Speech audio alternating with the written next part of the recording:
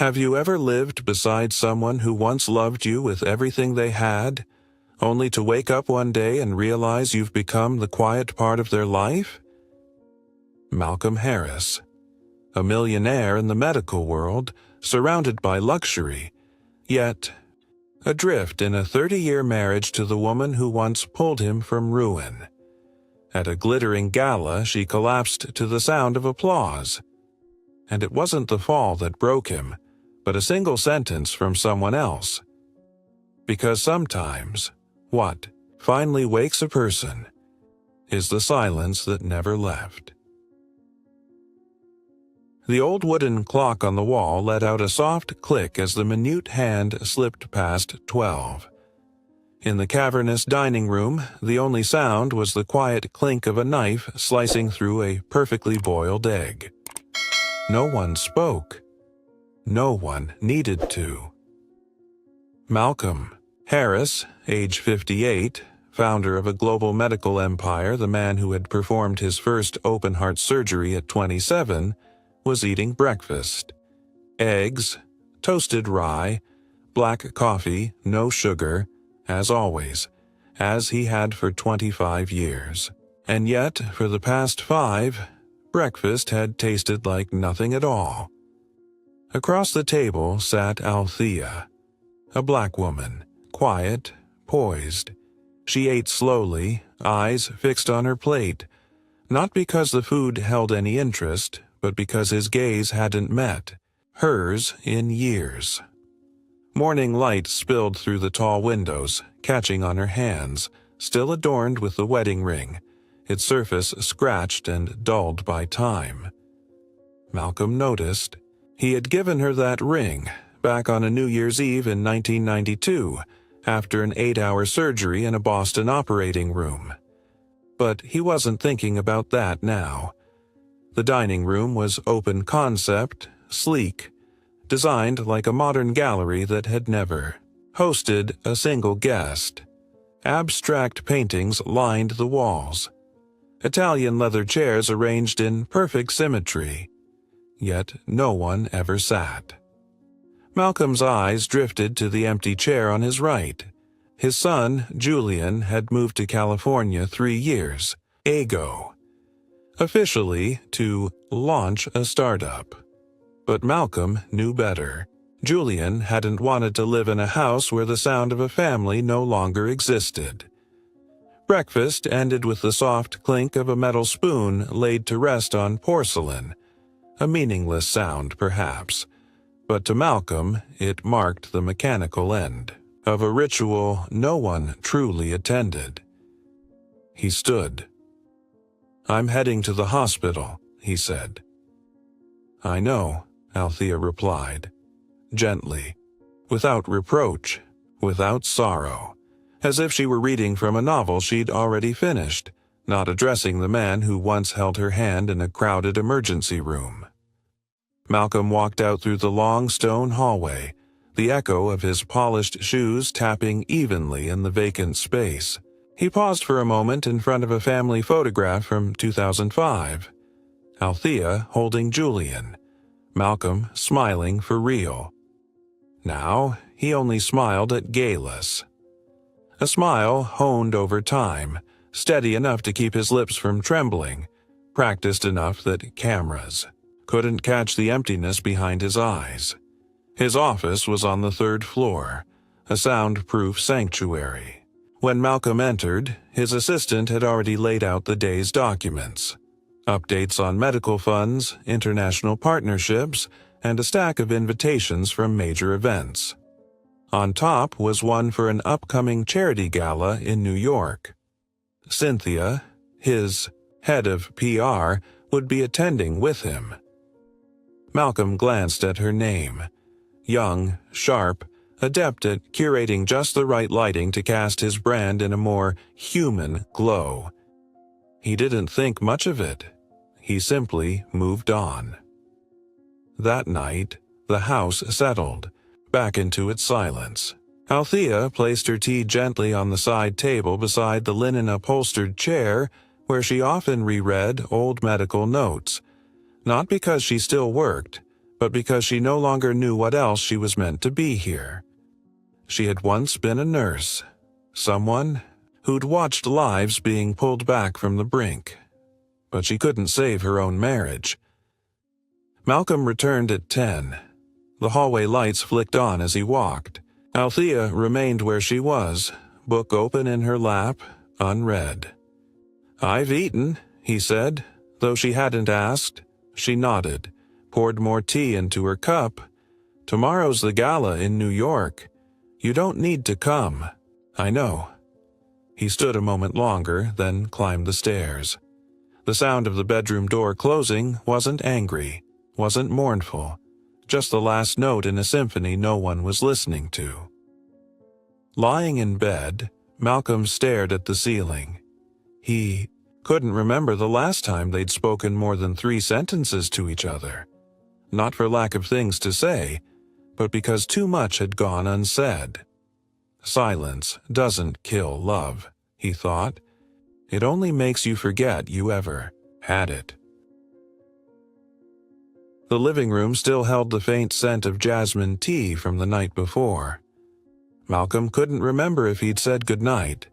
Maybe he had, but too quietly for anyone to hear. Or maybe he'd forgotten. Just one more forgotten thing, among the hundreds that had never been remembered.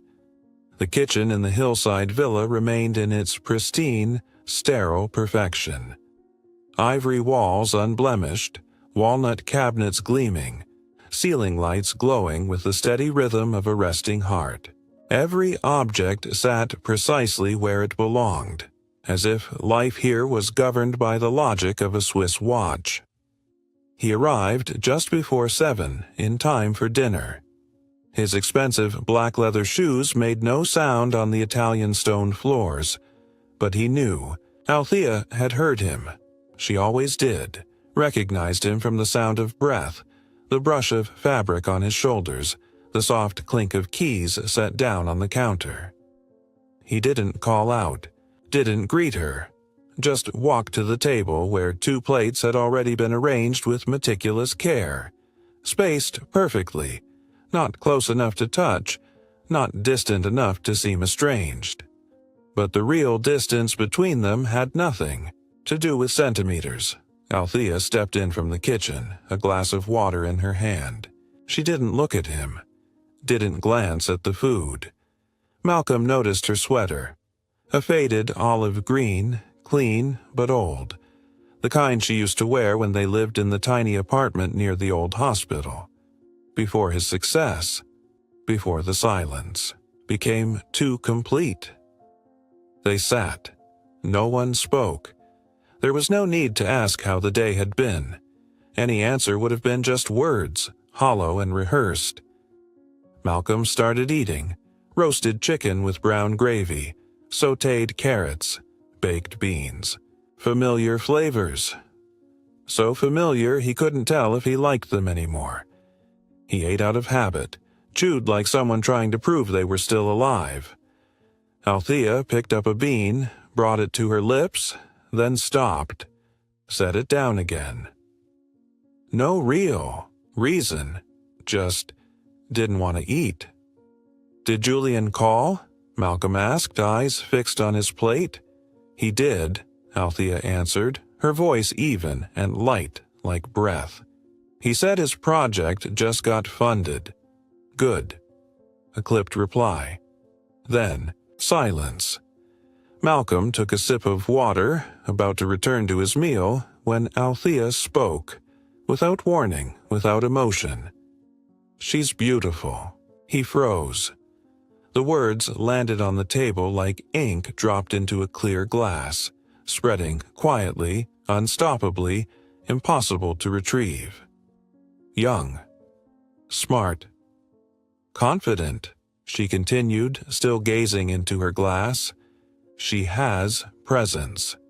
Malcolm didn't respond. He felt his jaw tighten instinctively.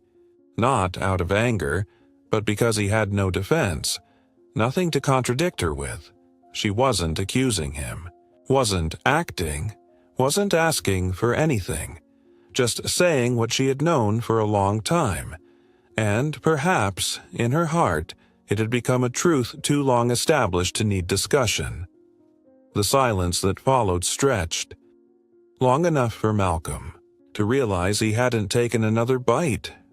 When he finally looked up, he met her eyes. Not bitter, not longing, just the quiet gaze of someone too tired to feel sorrow. Only understanding remained. "Do you remember," Althea said, "the first time I made this dish for you?" Malcolm went still. "After our first night shift," she said, "I brought you a plate, and you ate like it was your last meal on Earth. Then you said—" She paused, a soft smile touching her lips. "You said, 'I think I could fall in love with you, just for these beans.'" That line, 30 years ago, had made her laugh for an entire week. Tonight, it drifted into the air like a bitter echo of something once beautiful, now surviving only in memory. Malcolm felt his throat tighten, part shame, part something else, because he truly didn't remember saying it. He wasn't sure if the memory had faded, or if he simply wasn't that man anymore. Althea didn't wait for a reply. She added softly, like an exhale, "Maybe I've lived too long inside those memories." He wanted to say something, to reach for her hand, or at least hold her gaze, but all he did was nod, a nod too small to change anything. Dinner ended the way it always did. Althea rose, gathered the dishes. Not hurried, not slow, just steady, like someone used to cleaning up empty spaces. Malcolm stayed seated, staring at the chair across from him, the chair once filled by a partner, a confidant, the woman who used to split sandwiches with him on overnight shifts. Now she was just a quiet outline in a house too large, no arguments, no tears. Yet Malcolm felt as if he were dining with someone who had already left, someone he never properly said goodbye to. Not everyone who walks out the door is the one who leaves. Sometimes the one who stays is the one who's already gone. That night, Malcolm couldn't sleep. His body, once tuned to the strict rhythms of surgical life, had long since surrendered to boardrooms and strategy meetings. Sleep no longer belonged to rest. It answered only to his calendar and the disquiet in his mind.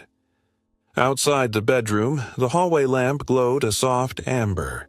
Malcolm lay on his side, his back to the space where Althea still slept most nights. He didn't know if she was asleep. Likely she was. Althea had always possessed the quiet ability to disappear into dreams where he no longer existed. He unlocked his phone, buried between emails on dividends, funding rounds, and risk assessments. A single line made him pause, confirming PR travel to NYC Gala. Cynthia, just a name, but enough to shift something in his chest. 2 years ago, he had first noticed Cynthia during an emergency meeting. The company was under fire for a vaccine supply failure in a developing country. Headlines had called it a calculated humanitarian offense. Everyone in the room had gone still, eyes glued to their laptops like med students terrified of disappointing their professor. Cynthia, then a junior staffer no one had bothered to sit beside, stood up, calmly, holding a folded copy of the morning paper. Her voice was steady. "Mr. Harris, if you show up at the health center under scrutiny, say nothing, just go. Every headline changes. They'll write, 'Founder appears, needs no defense.' That's your strongest statement." Malcolm hadn't replied. But for the first time in years, he looked up from a report. That girl had something different. Not youth, not confidence. Those were easy to find. It was the way she said the things he once believed in. before he'd stopped saying them out loud. Cynthia wasn't classically beautiful, but her eyes were sharp, like the tip of a surgical needle. Each sentence aimed straight at the heart of her listener, not to wound, but to be heard. Now, 2 days before the gala, she stepped into his office. White silk blouse, black pleated skirt, professional enough to go unnoticed, soft enough to linger. In memory. The morning sun streamed through the window behind her, casting a quiet halo around her frame.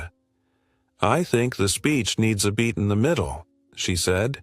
Her voice was gentle but certain. "If you mention your mother, a nurse, that detail will give it soul. Even CEOs need a heart people can see." Malcolm set his pen down. "You think I still have one?" Cynthia didn't smile. Raised an eyebrow. "Yes, but I think you left it in the old OR. What existed between them wasn't romance.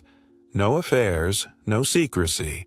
Just understanding.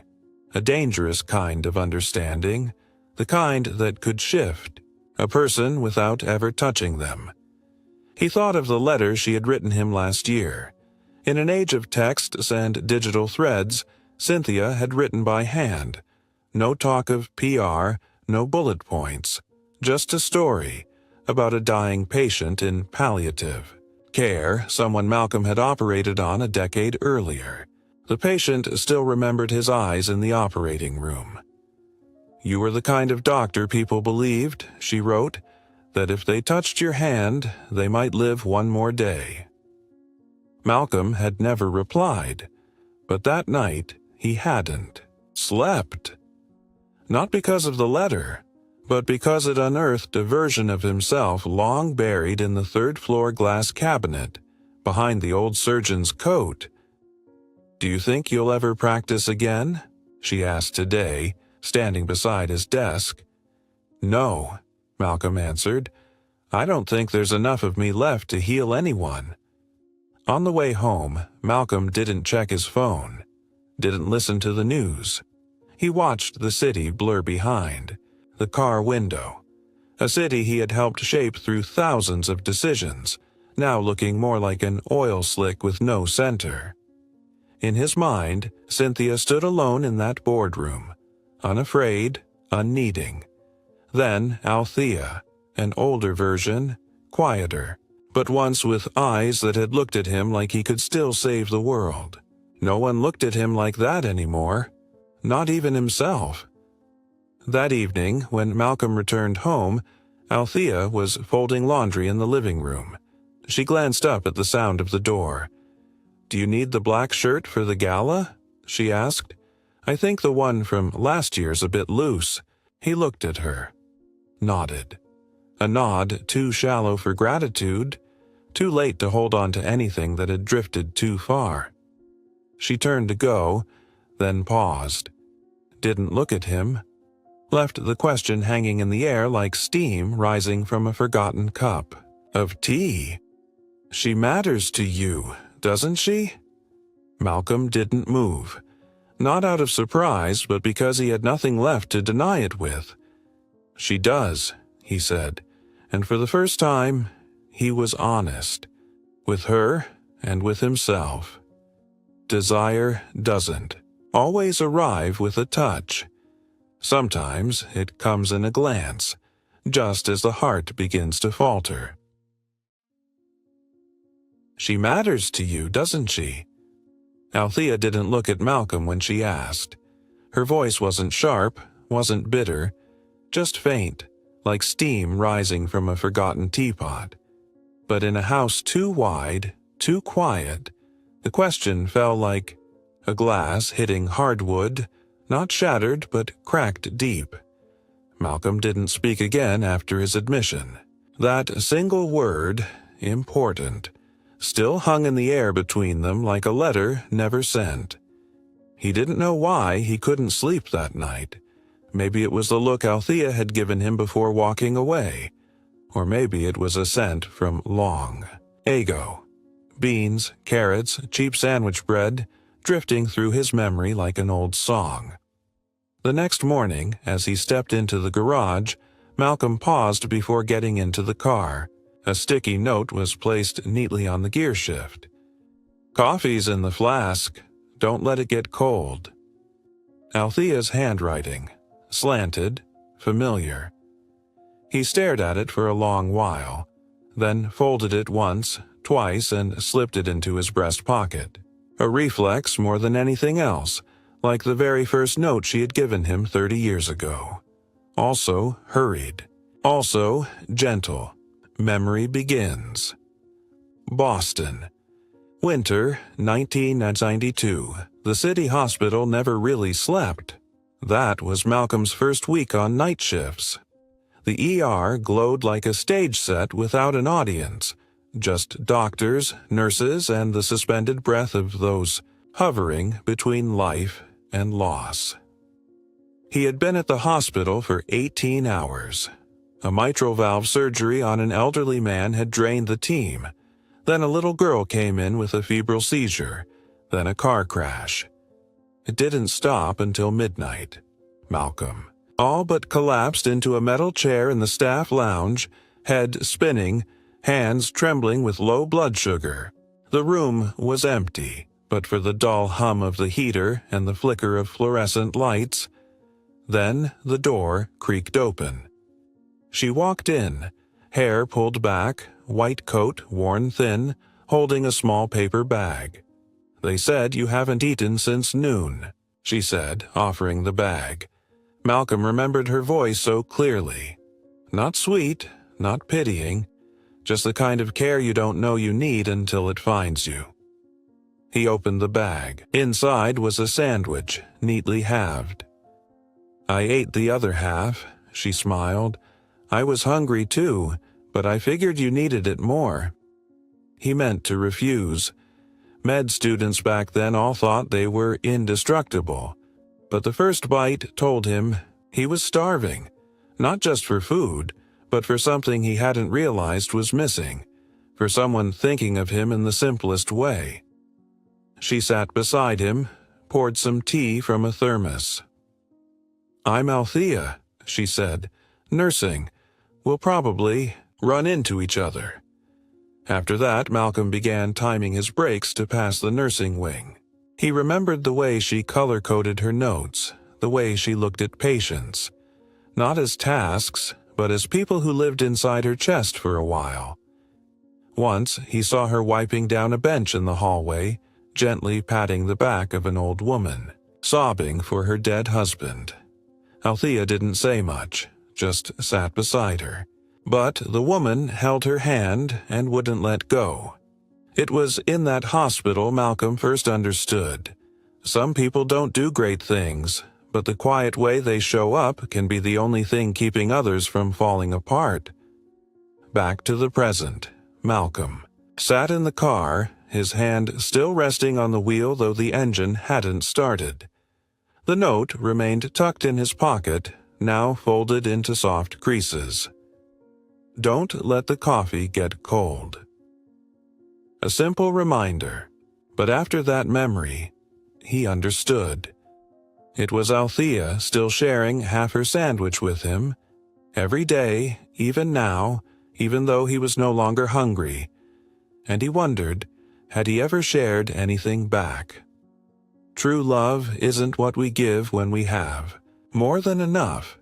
It's what we still choose to give when there's almost nothing left. That morning, Malcolm didn't drink the coffee right away. He let it go cold, not on purpose.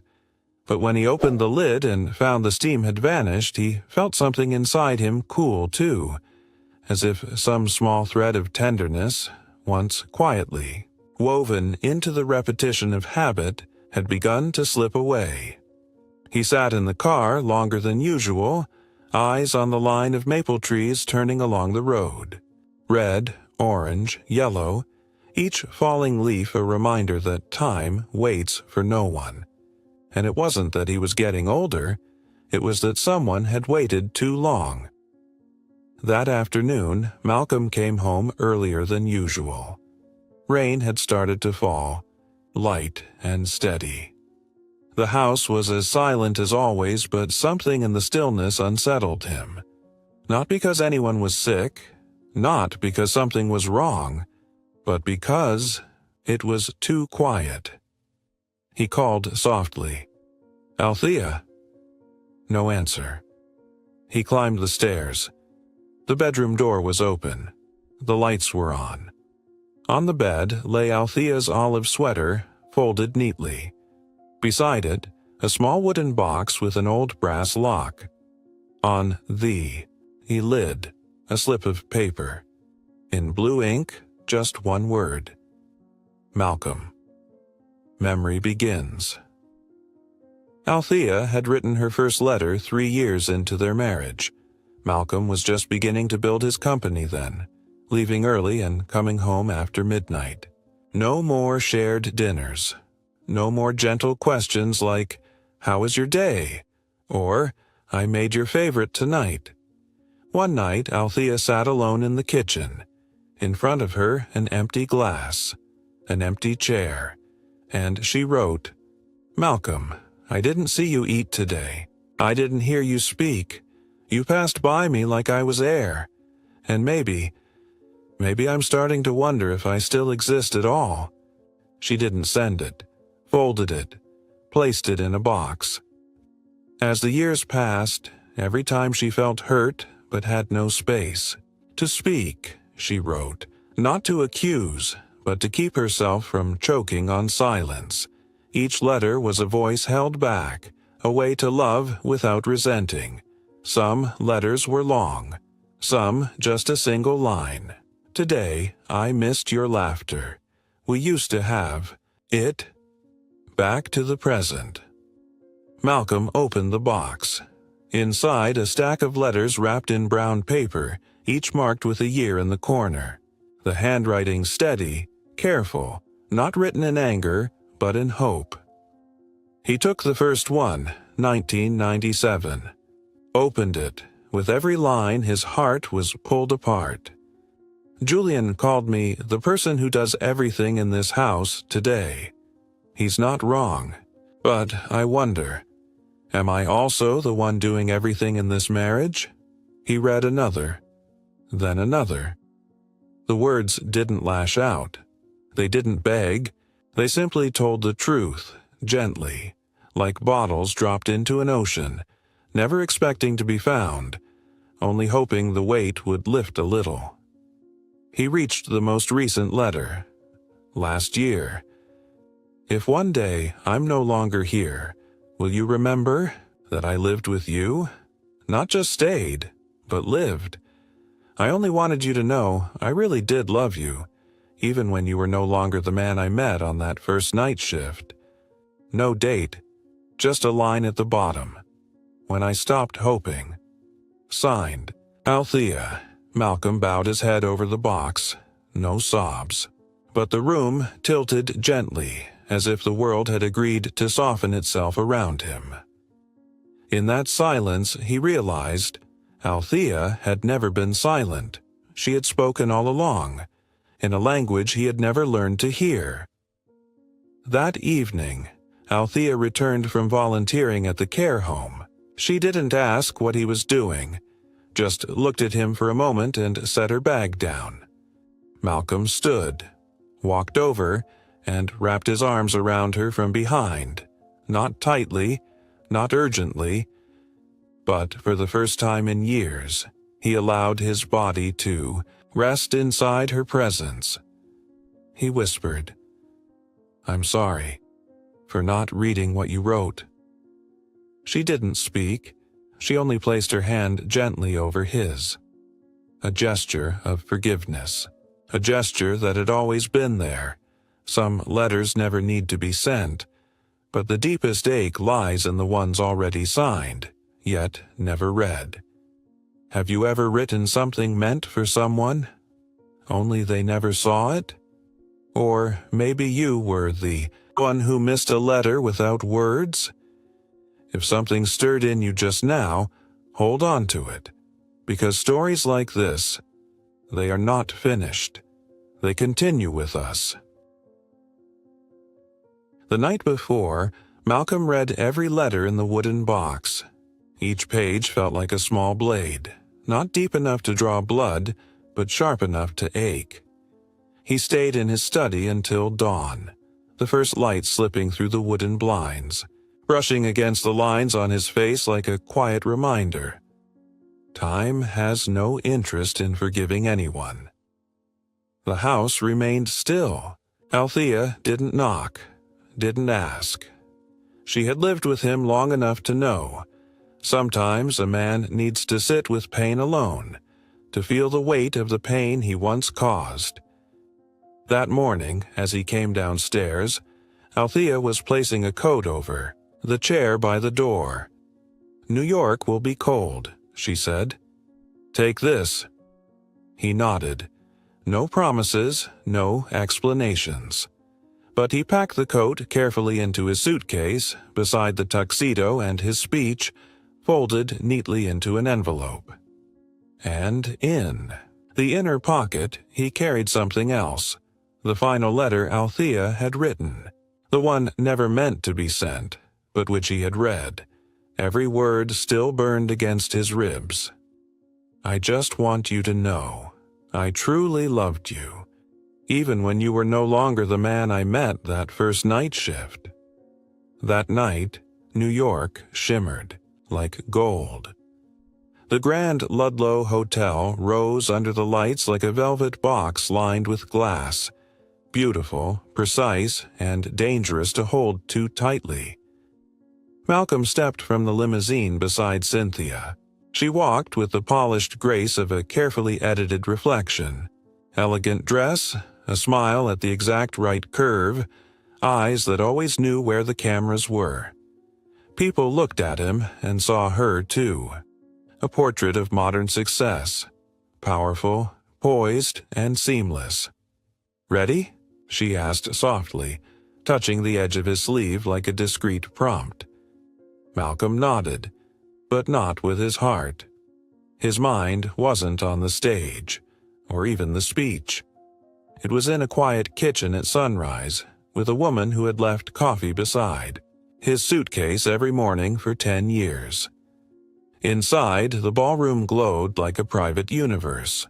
Warm lighting, lilting music, the soft chime of crystal.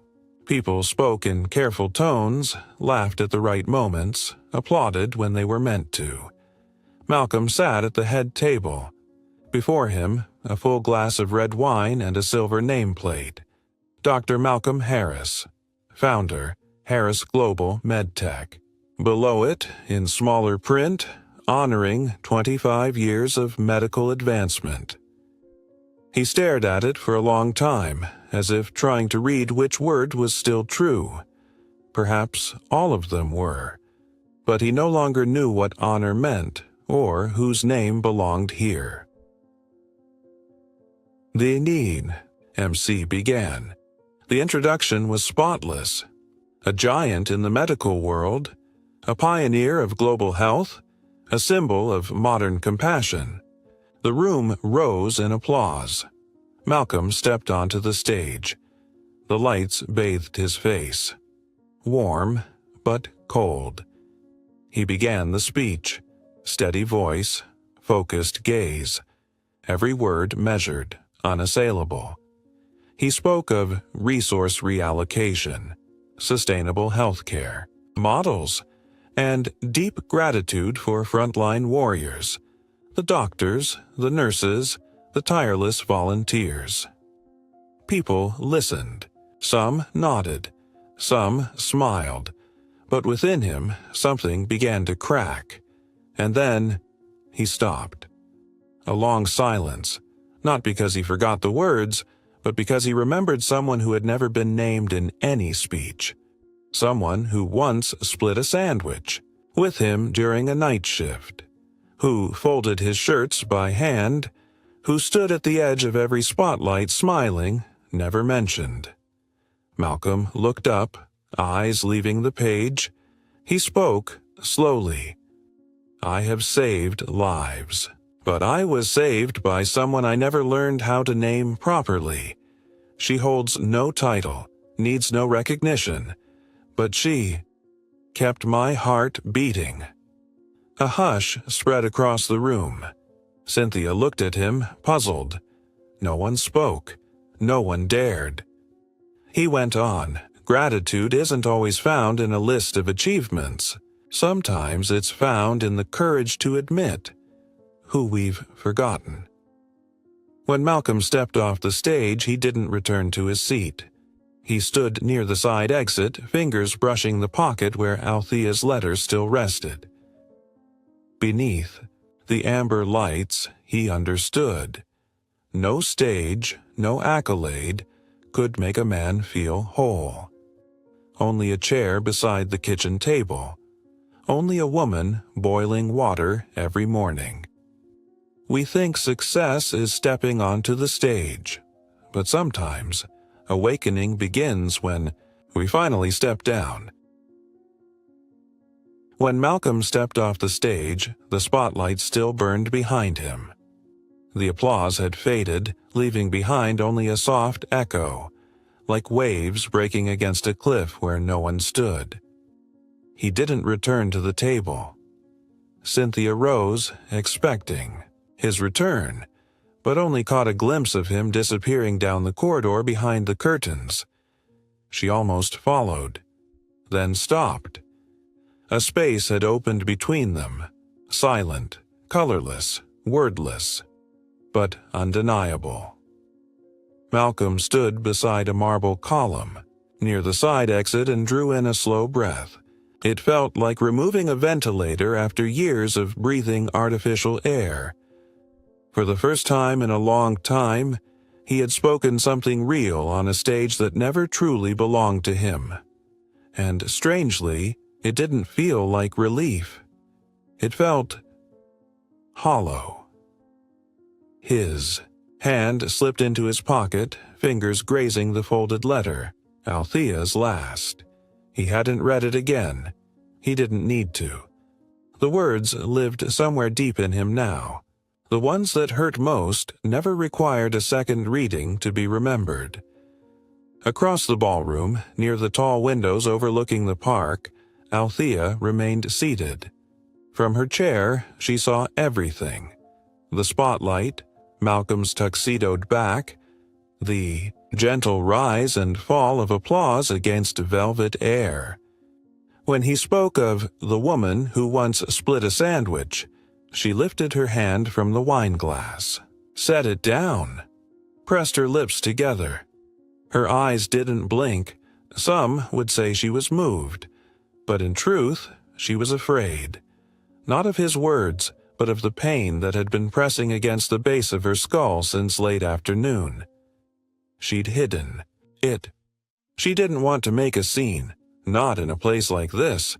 But the flickering lights, the thick perfume, the rising tempo of her heartbeat, it all felt like the walls were closing in, like she was sitting inside a pressurized tank.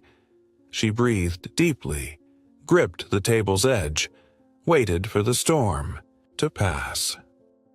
At the far end of the room, Cynthia was still watching Malcolm. She could see him leaning, one hand braced against a side table like a man who'd just lost his axis, and she felt something inside her slowly descend, like a velvet curtain drawn backward into the wings. Then, suddenly, a sound. A glass hit the floor, a chair tipped over, a woman's voice, sharp with panic. Every head in the room turned. Malcolm's did too.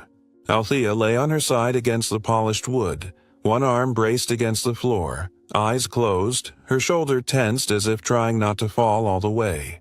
Her dress had shifted, one heel had slipped off, strands of hair clung to her cheek, trembling with each shallow breath. No one laughed. No fork moved. Malcolm ran. The clack of his shoes on the floor echoed through the silence. He didn't speak. He dropped to his knees beside her, and the entire world narrowed to the stillness of the woman lying there, the woman he had once left behind, inside his own home. "Althea," he whispered. His hand gripped hers, cool and soft, like water. receding from the edge of sand. A nearby medic called for help. Cynthia stood a few paces away, silent. Around the room, voices murmured, "Is that his wife? I haven't seen her in years." Malcolm heard none of it, only the beating of his heart and a silence heavy enough to crush bone. She opened her eyes. It took her a moment to recognize him. "I'm all right," she said faintly, but her eyes said otherwise. He leaned close. "I'm here." His voice was steady, but his eyes were not. When the ambulance arrived, Malcolm insisted on going with her. No one stopped him. Cynthia stepped back. She knew she was no longer the one meant to stand beside him. In her eyes, there was no bitterness, only quiet acceptance and the soft ache of watching a door close not because of fault, but because she had arrived too late. Inside the ambulance, Malcolm sat beside the stretcher, his hand never leaving Althea's. There were no sirens screaming, but inside him, an alarm was blaring that hadn't gone quiet in years. A sentence from one of her letters echoed in his mind, one he'd read just the night before. "If one day I fall, don't rush to wake me. Sit beside me and ask why I no longer stand." He'd thought it a metaphor. Now he understood, and he had sat beside her. Late, but not too late. Sometimes people don't fall because they're weak. They fall because they've spent too long standing alone, and no one noticed. The night sky over New York had deepened into charcoal gray by the time the ambulance pulled away from the hotel. Malcolm sat silently beside Althea, his hand still clasping hers as if letting go would mean losing something that could never be reclaimed. The hospital room where Althea was taken wasn't large. Soft lighting, clean linens, the steady beep of the heart monitor ticking off seconds like a clock counting down to something yet unspoken. The doctor said it was only a drop in blood pressure from exhaustion. Nothing serious. But to Malcolm, each heavy breath from Althea was a reckoning, that while he had been out chasing legacy, she had learned to live with a quiet, nameless fatigue. Althea slept now. Her face softened, but there was something thinner about it than that morning. Malcolm sat beside her, not looking away. His hand rested lightly on the blanket. Not gripping, just there, like someone learning for the first time how to be present, for the woman he had never truly understood. A soft knock at the door. Malcolm turned. It was Cynthia. She entered quietly, her evening gown creased at the hem, her steps stripped of elegance. Under the hospital light, she looked human, less polished, real. "I'm sorry I came," she whispered. "I wasn't sure if I should." Malcolm nodded. He didn't invite her in, but he didn't send her away either. He said nothing. Cynthia looked at Althea for a long time. Her usual confidence had slipped, leaving something fragile behind, something close to reverence. As if, for the first time, she stood before someone she knew she could never rival, because this woman had given everything and never needed a witness. "Do you have a minute?" Cynthia asked. "Just a minute." Malcolm looked at Althea again, then nodded. They stepped into the hallway where only the glow of fluorescent lights and the distant roll of carts filled the silence. Cynthia leaned back against the wall, arms folded. She didn't look at him when she began. "I'm not a good person," she said, "and I'm not asking you to forgive me. But there's something I think you should know." Malcolm didn't speak, but his eyes, heavy now, waited. She inhaled, slowly, then looked up, straight at him. "She knew about me. A long time ago, maybe from the beginning." His breath caught. The words landed like a pin to a nerve. Small, exact, devastating. He didn't ask how. He didn't ask why. He just listened. Cynthia's voice wavered slightly as she continued. She never told me to back off. Never said, "He's mine." She only said one thing. Malcolm swallowed. A dull ache bloomed behind his ribs. Cynthia's words came soft, deliberate, as if drawn from somewhere deep inside her. She said, "If you care about him, don't hurt him more. He hasn't slept well in years." The silence that followed was cold enough to still the air. Malcolm turned away. His throat tightened. The words hit him like a slap, not one of anger, but of mercy, the kind that hurts more than punishment. He had thought he was the one hiding, controlling, containing, but the one who had borne the weight had known everything, and chosen silence. Not out of weakness, but from a love strong enough not to break what was already fragile. Cynthia looked at him one last time. "I think I was just someone who wandered into something much larger than me, and I don't want to be the reason you wander further away." She turned and left, not waiting for him to reply, and he didn't try to stop her. When he returned to the room, Althea was still sleeping. He sat down beside her again. He no longer felt like a man of success. No longer a CEO, no longer the honored guest of the evening. He was just a man sitting beside the one person who had seen him at his worst and had never once accused him. A man who had just heard the gentlest expression of love he'd ever known, from the woman who had once tried to take his place and couldn't. It's not the words shouted in front of crowds that change us. It's what's whispered in the dark, by the right person at the right time. When Malcolm returned to the hospital room after speaking with Cynthia, Althea was still asleep. The silence was so complete he could hear his own breath. Shallow, uneven, not from exhaustion but from grappling with a feeling he wasn't used to, helplessness. He sank into the chair beside her bed, hands resting on his thighs, then folded, then opened again. His palms were empty, but heavy, as if holding a lifetime of unspoken love he'd never learned how to say properly. Cynthia's words still echoed in his chest like a soft wound. She knew about me, but she only asked one thing. Don't hurt him more. He had always thought of himself as the strong one, the leader, the man who could calculate every variable. But now, within the sterile stillness of 4 white walls, Malcolm Harris, CEO, keynote speaker, world-renowned cardiac surgeon, was just a man who had missed the chance to meet his wife's eyes when she knew everything and chose to stay anyway. Althea shifted slightly, the blanket rustling against the bed like a sigh in her sleep. Her face was calm, but not the calm of peace. It was the calm that follows exhaustion, a kind of surrender after a battle no one ever saw.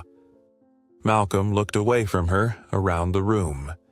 Beige walls, a slow drip from the IV line, a water jug, a clock on the wall ticking past 1:07 a.m. No cameras, no headlines, no one calling him visionary or savior, only him. And the silence. He stood, walked to the small window. Outside, the city still pulsed with light. Street lamps flickered like whispers from far away. And then came the strangest feeling, rising through him like a tide, as if everything he had built was slowly dissolving, making room for a question. He couldn't avoid any more. What do you have left when no one's listening anymore? He had sat beside many hospital beds before. As a heart surgeon, he knew the face of death, the stakes of breath and blood, but never like this. never with empty hands. No tools, no monitors, no power, only one sharp truth. If she left, he didn't know what would be left of him. Footsteps passed in the hallway. A quiet door. A young nurse came in to check the machines. She nodded softly. No questions, but her eyes held understanding. This was not just another night. Malcolm returned to the bedside, leaned in, smoothed a loose strand of hair from Althea's forehead. His hand trembled, unfamiliar with gentleness. "I'm sorry," he whispered, "for not seeing you, for living beside you and never really seeing you."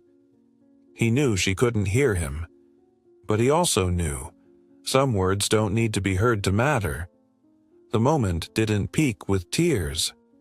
It crested with silence. A silence so whole, so undeniable, he almost stood just to do something, anything, to make it stop. But he didn't. He stayed. He didn't write an email, didn't call his assistant, didn't check his schedule or draft a statement. He just sat beside the woman who had chosen silence as her way of loving him, and now he was beginning to learn silence as a way of understanding her. As dawn crept in, the first light of morning streamed through the window, washing over the back of his hand where it rested near hers. For the first time in his life, Malcolm didn't feel like the center of the story. And strangely, it was the first time he ever felt real. Morning had come. The first light slipped through the small hospital window, laying a band of golden silk across the floor. Malcolm hadn't moved. He remained in the chair beside the bed, eyes ringed with shadow, strands of gray hair standing where sweat had dried overnight. But he didn't care. There was nothing more important than this, than waiting. Waiting for the slightest twitch of a finger. A deep breath. A sound, even the faintest, from the depths of her sleep. Althea still lay motionless, a serenity on her face that might have looked like rest to anyone else. But Malcolm knew, sometimes the longest silence is what lingers between staying and going, and so he had sat the whole night, the quiet sentinel of a life he once took for granted. No phone, no speeches, no gestures of grandeur, only the still, wordless presence beside the woman who had spent her life keeping watch over him. The monitor ticked on, steady as breath. Malcolm let his head fall against the edge of the bed, his hand resting over hers, not gripping, not anchoring, just touching, like someone learning how to be near without needing to hold. Then, she moved. Slow, so slow. A curl of the finger, a small press of the lips. Her eyes remained closed, then, gradually, gently, opened, like the first petals of a flower reaching toward the earliest sun. Malcolm sat upright, heart pounding. He couldn't breathe for a moment because he knew nothing from here would ever be the same. Althea's eyes blinked once against the light, then slowly, with a kind of careful ease, turned to him. They looked at each other, said nothing. A gaze long enough to cover all the years they had shared a life without ever truly meeting at the center of it. Then she spoke. Her voice was hoarse but clear. "Did you sleep well?" Malcolm couldn't answer. His mouth opened, tried, but no words came. His chest seized, his eyes filled, and for the first time in decades he cried, not from fear of losing her, but because of the question. So simple it was cruel, so gentle, it shattered every defense he'd ever built. "Did you sleep well?" Not, "Where were you?" Not, "Why me?" Not, "How long have you known?" Just one question. one that held everything he'd forgotten to notice. Malcolm bowed his head, shoulders shaking. His hand tightened around hers. Tears fell onto her skin, soaking into the hand that had endured him for nearly a lifetime. "No," he whispered. "I haven't slept well. Not for a long time. I don't remember what peace feels like anymore." She smiled, softly, as if the sleep she'd just woken from had already forgiven everything, as if she had only been waiting for this one truth. Malcolm lowered his head and kissed her hand. His tears still came, but not from regret this time. They came from something gentler, the realization that he had finally seen her, the only person who had never left him, even when he'd long since left her. Outside, the hum of traffic began. The city was waking, but inside that quiet hospital room, two people had just woken, from a sleep much longer than any night. Some declarations of love don't begin with, "I love you." Sometimes they begin with, "Did you sleep well?" If someone's ever asked you that, and you knew deep down they were saying far more, leave a like if you too have ever woken because of a gaze like that. And if you see yourself in this story, I'll keep writing, for all the parts still waiting to be told. Morning light slid through the hospital window, thin as breath, casting a soft gold sheen across Althea's skin. Malcolm still sat beside her, her hand in his, unmoving. The question from the night before, "Did you sleep well?" still echoed in his chest like a slow, steady drum. He hadn't answered with a speech, no long-winded apology, just tears and a late nod that held more than 30 years of quiet, unlived understanding. A doctor came in around 7. The diagnosis was simple. Exhaustion, low blood pressure due to prolonged stress. Not serious if she rested. But to Malcolm, it wasn't a green light to exhale. It was a warning. Althea was wearing down, not from illness, but from loving someone who had never paused long enough to notice how tired she'd become. By noon, when he stepped out of the hospital, the sky over Boston was gray. Clouds churned like ribbon wrapped tight around a day about to break open. Malcolm sat in the car, silent, then spoke, not a word of home, but of somewhere else. He told the driver, "Take me to Harris Global MedTech, the 34-story glass tower in the heart of the financial district, once the launchpad of modern healthcare, as he'd called it." Every hallway, every boardroom, every polished cup in the executive lounge bore traces of him. This was his empire. Every decision, every life-saving innovation, it had all worn his name. But today, walking through its doors, he felt like a stranger. His assistant Jenna looked up startled. "You weren't expected." "No need," he said, voice low, not cold, but firm. "I need a meeting. Now. Get the CFO, the COO, the board chair." She started to protest. His eyes stopped her.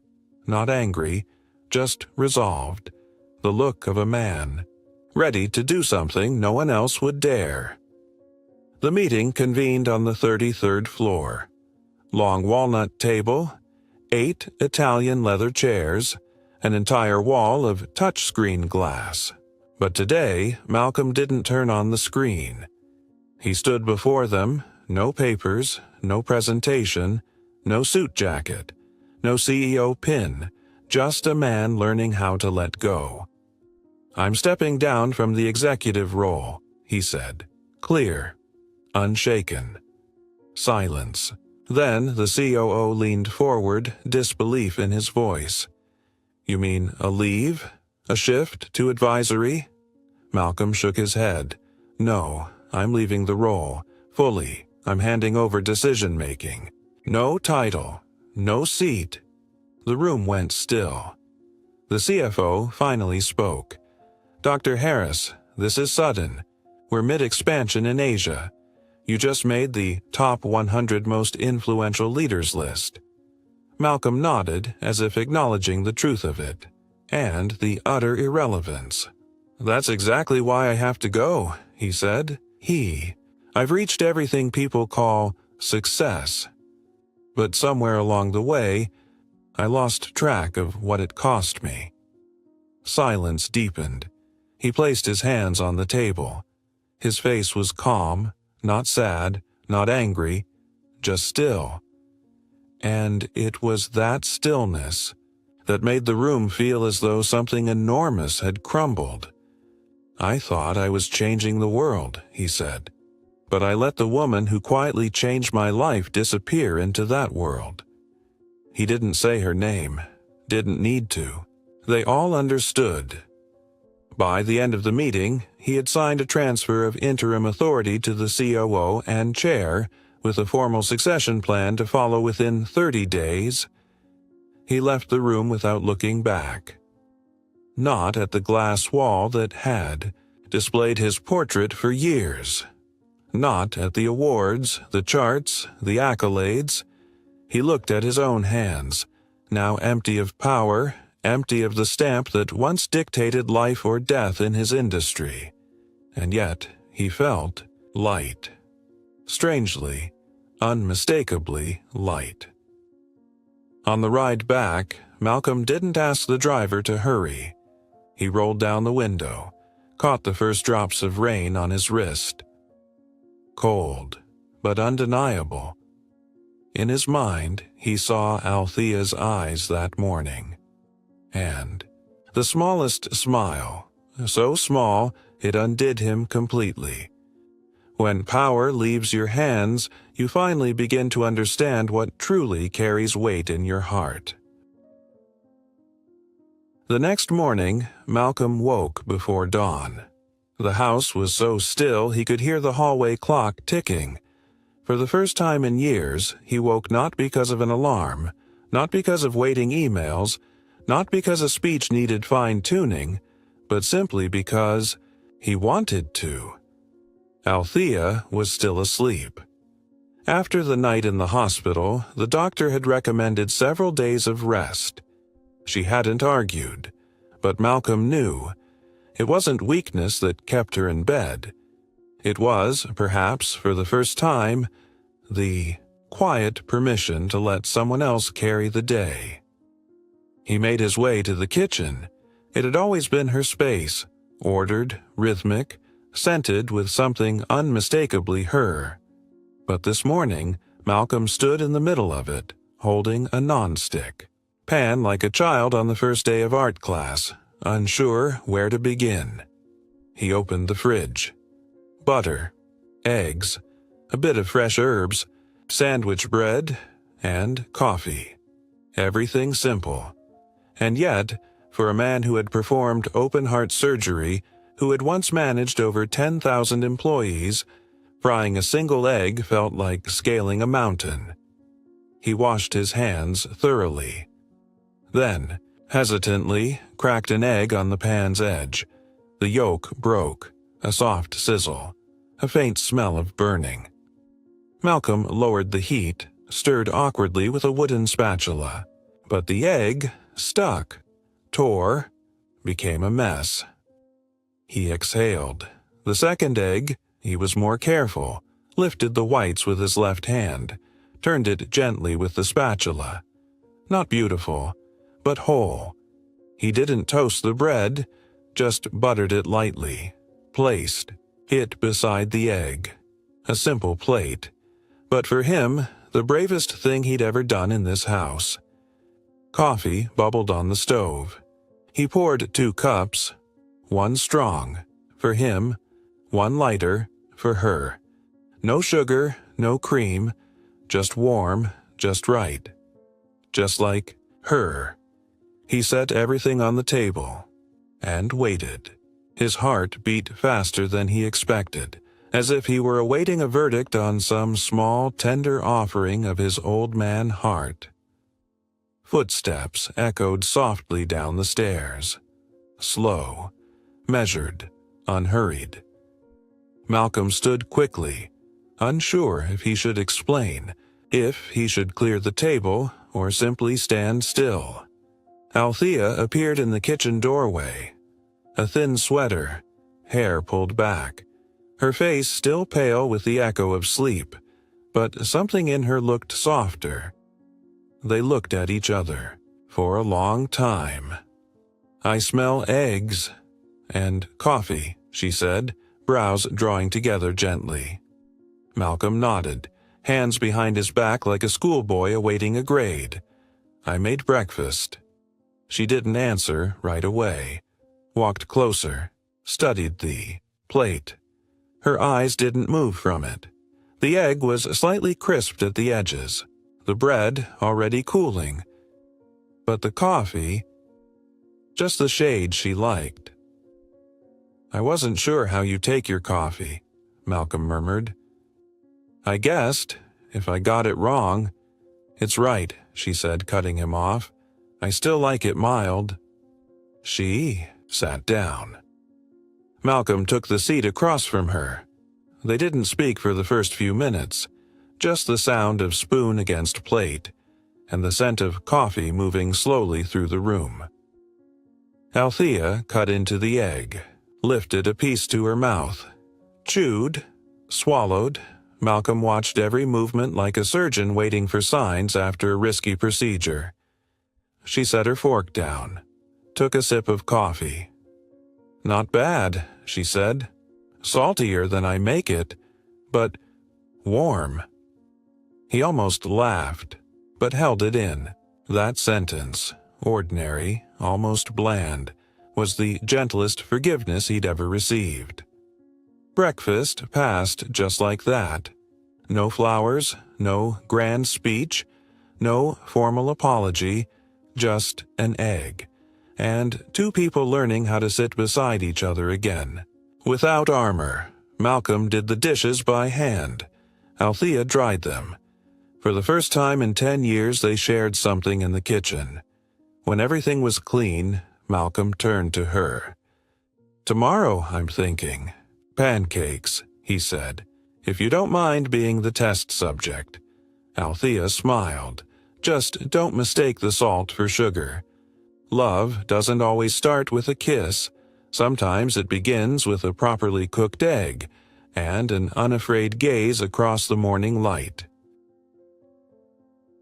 That evening, after a light dinner and a short documentary Althea had picked, Malcolm climbed the stairs ahead of her.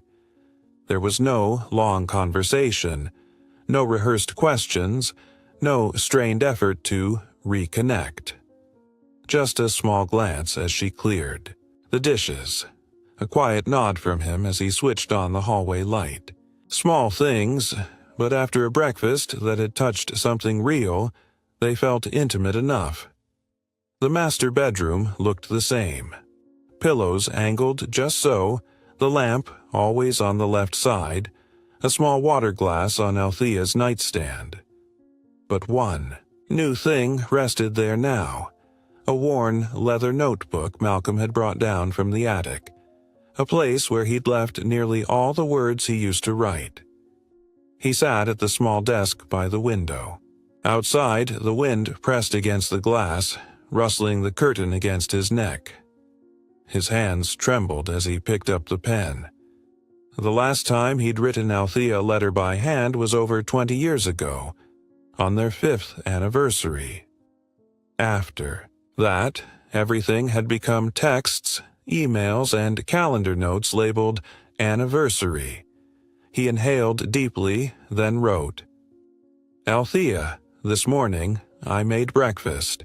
The eggs were burnt, the toast cold, but you ate it, and you smiled.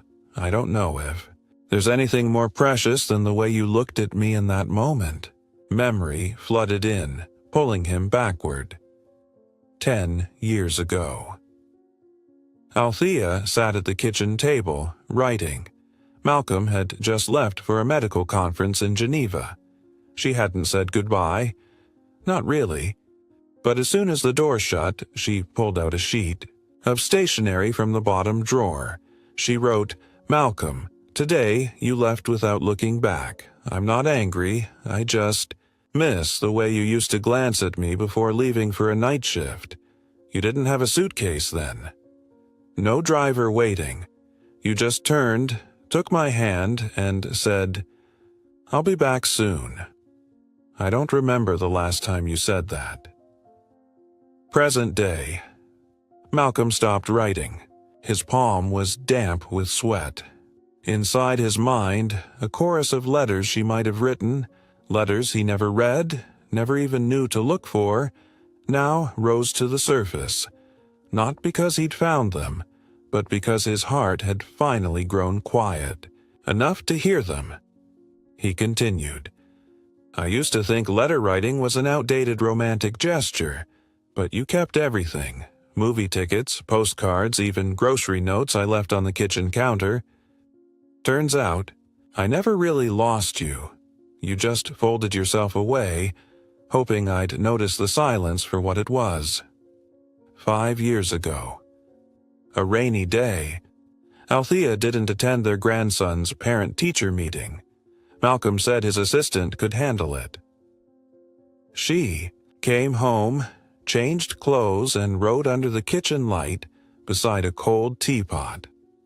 "Malcolm, sometimes I think I wandered into your life by mistake. But maybe you simply walked too far ahead to notice I never moved. I'm still standing at the beginning." Malcolm folded his letter. It wasn't long, but it was true. He didn't try for poetry. No declarations, just words, as honest and clumsy as his first attempt at eggs. He slid the note into an envelope.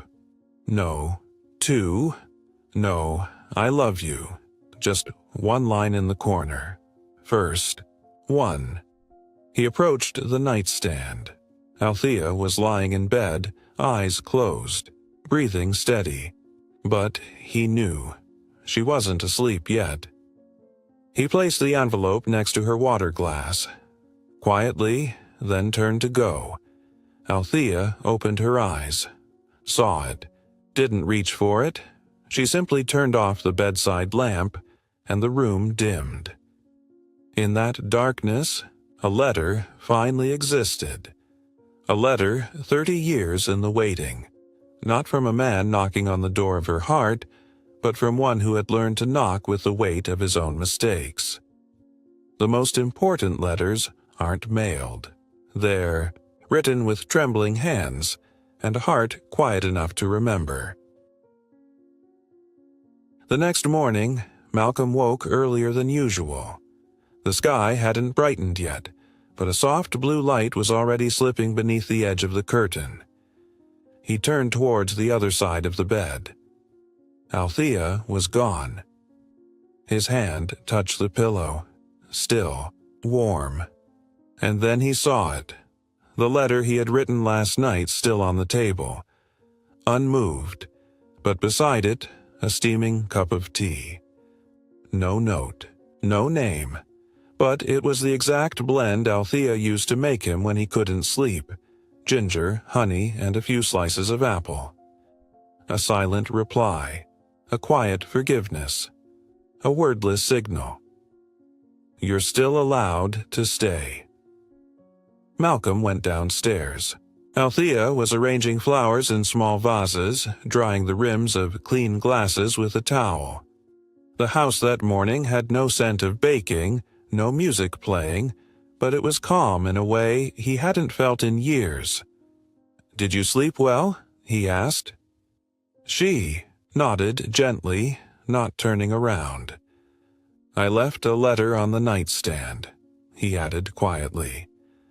"I wasn't sure if you—" "I saw it," she replied, still soft, still like wind brushing past the shoulder.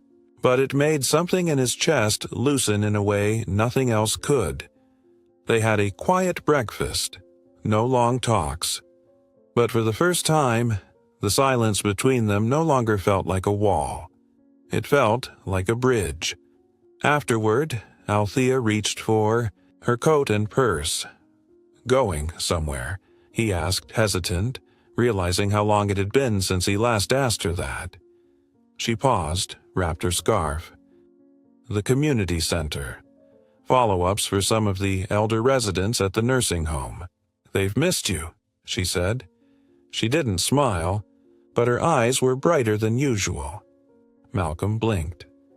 "They still remember me?" "They do, but they remember the doctor you used to be. The one who read patient charts by hand. The one who sat by bedsides without checking his watch." Nothing more was said, but every word, gentle, not accusing, held. Him still in the kitchen, as if something larger had just passed between them. He stepped out to the back porch and watched her disappear behind the small wooden gate. He exhaled, not from sadness but from the quiet realization. There was a part of Althea he had never known, and that part, quiet, steady, had been the thing holding their marriage together for 30 years. After lunch, Malcolm made a decision. He went to the center. No warning, no call ahead. He just went, the way he used to show up for night shifts, in medical school. Not out of duty, but because something inside him needed to be there. The community clinic sat beside an old church, with weathered stucco walls and purple bougainvillea spilling over a rusted iron fence. Inside, the clinic was modest. 3 folding beds, a few blood pressure cuffs, and a roomful of elderly patients holding number slips, eyes turned toward Althea, who was gently placing a stethoscope on the back of an older woman in a floral blouse. Malcolm stood in the doorway. No one noticed at first, and he didn't walk in. He just watched. Althea still carried the posture of a nurse, focused, tender, without asking for praise. Then one man laughed and called out, "Malcolm, look, he came back to visit us." Heads turned. Malcolm nodded awkwardly, feeling like a former student returning to a classroom that had long since moved on. Althea looked up. She didn't smile, but her gaze was softer than any word he could remember. After the clinic, Malcolm waited by the small dispensary window. A middle-aged woman approached, cane in hand, and smiled at him. "You're Althea's husband, right?" He nodded, surprised. "She comes here every week, doesn't take pay, brings ginger tea, balm, even buys yarn to knit scarves for the old folks. Ask her why, she just says, it's nothing. But to us, she's the only one who's never forgotten anyone." Malcolm stood in silence. On the way home, he didn't speak. In his mind was only one image. Althea, in that modest room, bent gently over the back of an old woman. No name tag, no microphone, no spotlight. Just love, quiet as thread stitching a wound shut, strong enough to hold together the part of himself he'd long since abandoned. There are some loves that don't need to be told. They just need to be seen, once, to know how far we've wandered. That afternoon, returning from the community center, Malcolm sat for a long time on the porch chair, hands resting on his knees, silent. He watched the beads of rain still clinging to the wooden railing, the sunlight filtering through them like something trying to speak to him, quietly, insistently. Through the window, Althea's silhouette passed behind the kitchen curtain. She was drying teacups, her movements unhurried.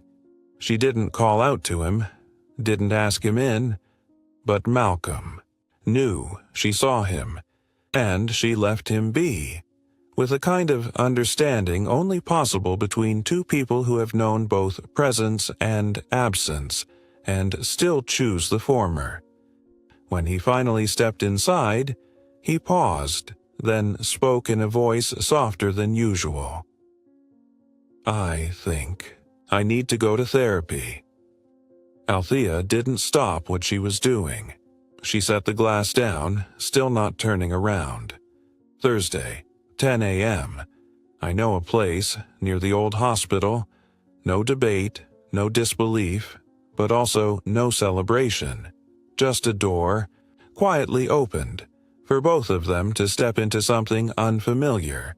A place where silence was no longer a form of survival, but a distance that could still be crossed."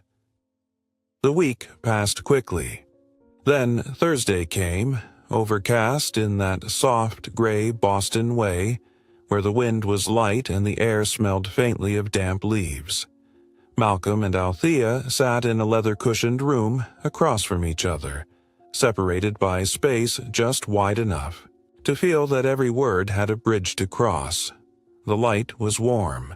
A diffuser puffed slow breaths of lavender into the air. Dr. Clara, a middle-aged African woman with a grounded voice and patient eyes, sat opposite. She held a notebook in her lap, though she barely wrote. "Let's start gently," she said. "Each of you, share one moment when you felt seen. Recently."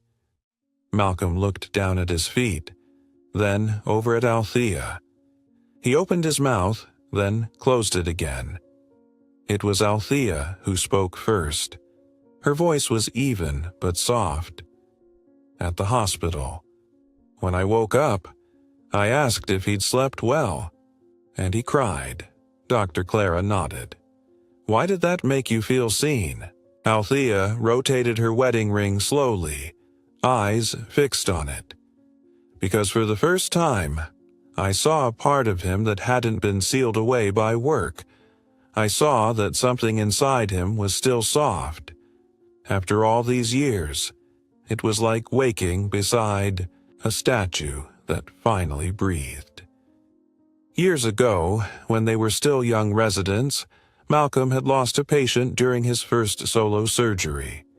He had fled to the back of the hospital, behind the morgue, his hands shaking, eyes hollow from a sleepless night. It was Althea who found him there.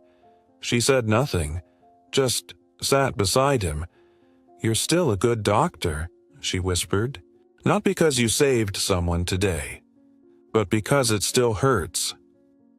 Now, in that therapy room, Malcolm turned the ring on his finger, and for the first time, let himself remember that moment. "I always thought I was the one making sacrifices," he said, "working day and night, carrying the financial weight, planning for our son's future. But I never realized that my silence might hurt more than any shouting would have." He looked up at Clara, then at Althea. "I let her live beside me without seeing her. I believed so deeply in what I thought was right. I didn't notice how many of her signals I was cutting off, just by being so certain." Althea didn't move, but her gaze softened. Then she spoke, so quietly it felt like the room held its breath. "There were nights I couldn't sleep.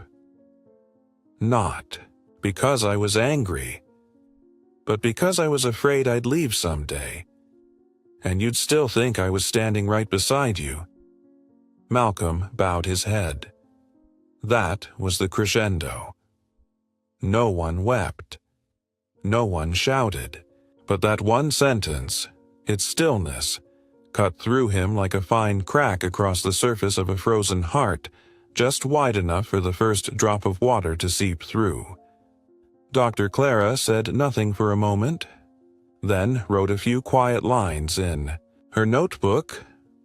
"For next time," she said, "try writing down something you wanted to say once, but held back because you thought the other person didn't need to hear it." Outside, the rain had returned, soft as breath. On the walk to the car, Malcolm took off his coat and draped it over Althea's shoulders. They didn't get in right away. Instead, they wandered into the park, past the old stone bench they used to sit on. Althea paused by the trees.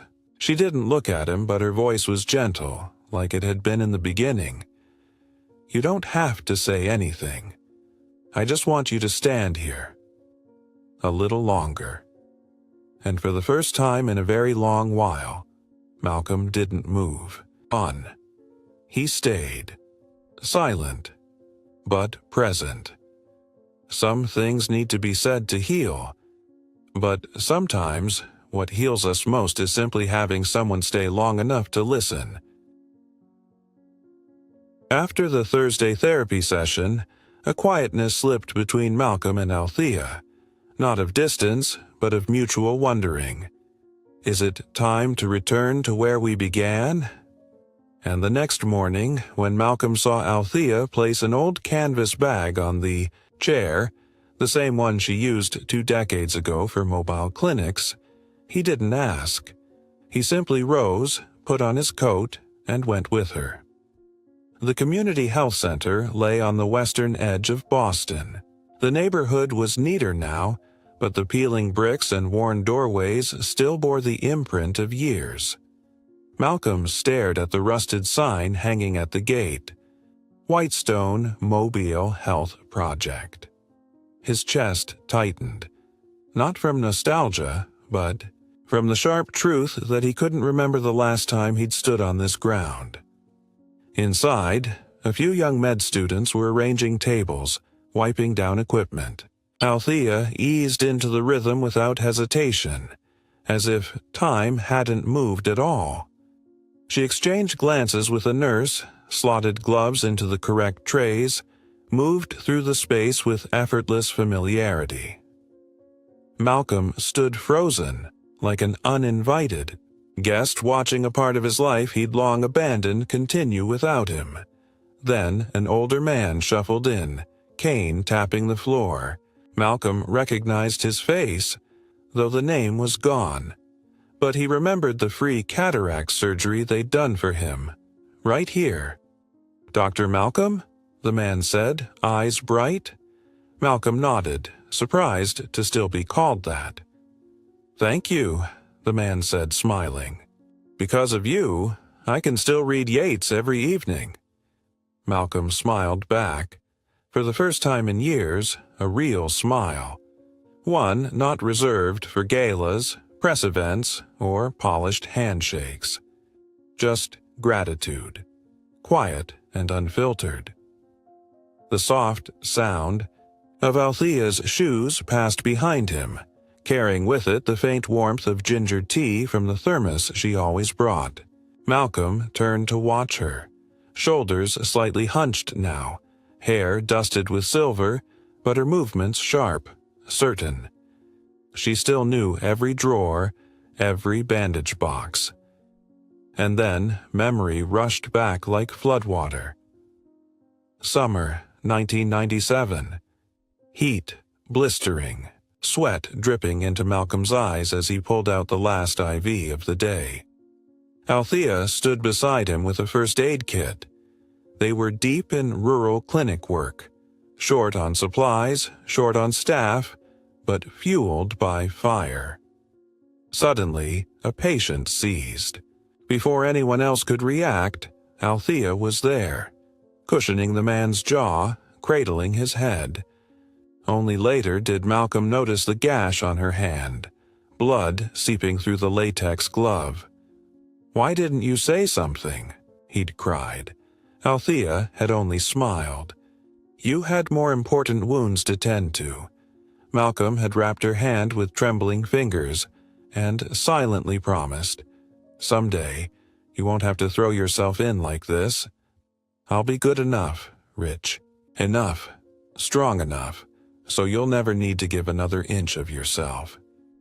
And then, he had kept that promise in the worst way, by removing her from the life that made her most alive. He flinched as a hand gently touched his shoulder. Althea. Her cheeks flushed pink from helping an elderly woman who'd fallen in the hallway. "You okay?" she asked, noticing the distant look in his eyes. He shook his head slowly, then glanced around. "You still remember everything?" She nodded. because this is where we made the most sense. Later, as afternoon shadows stretched long, they sat together on the center's steps. A med student brought them each a cup of coffee. Malcolm sipped, then looked down at his hands, not holding a scalpel, not signing contracts, not guiding a company, but simply resting beside the woman who had once bled to keep him grounded. "Althea," he said softly. "That time, you were hurt saving a patient. I forgot." She smiled gently. "You didn't forget. You just hadn't remembered yet. Some places aren't just memories.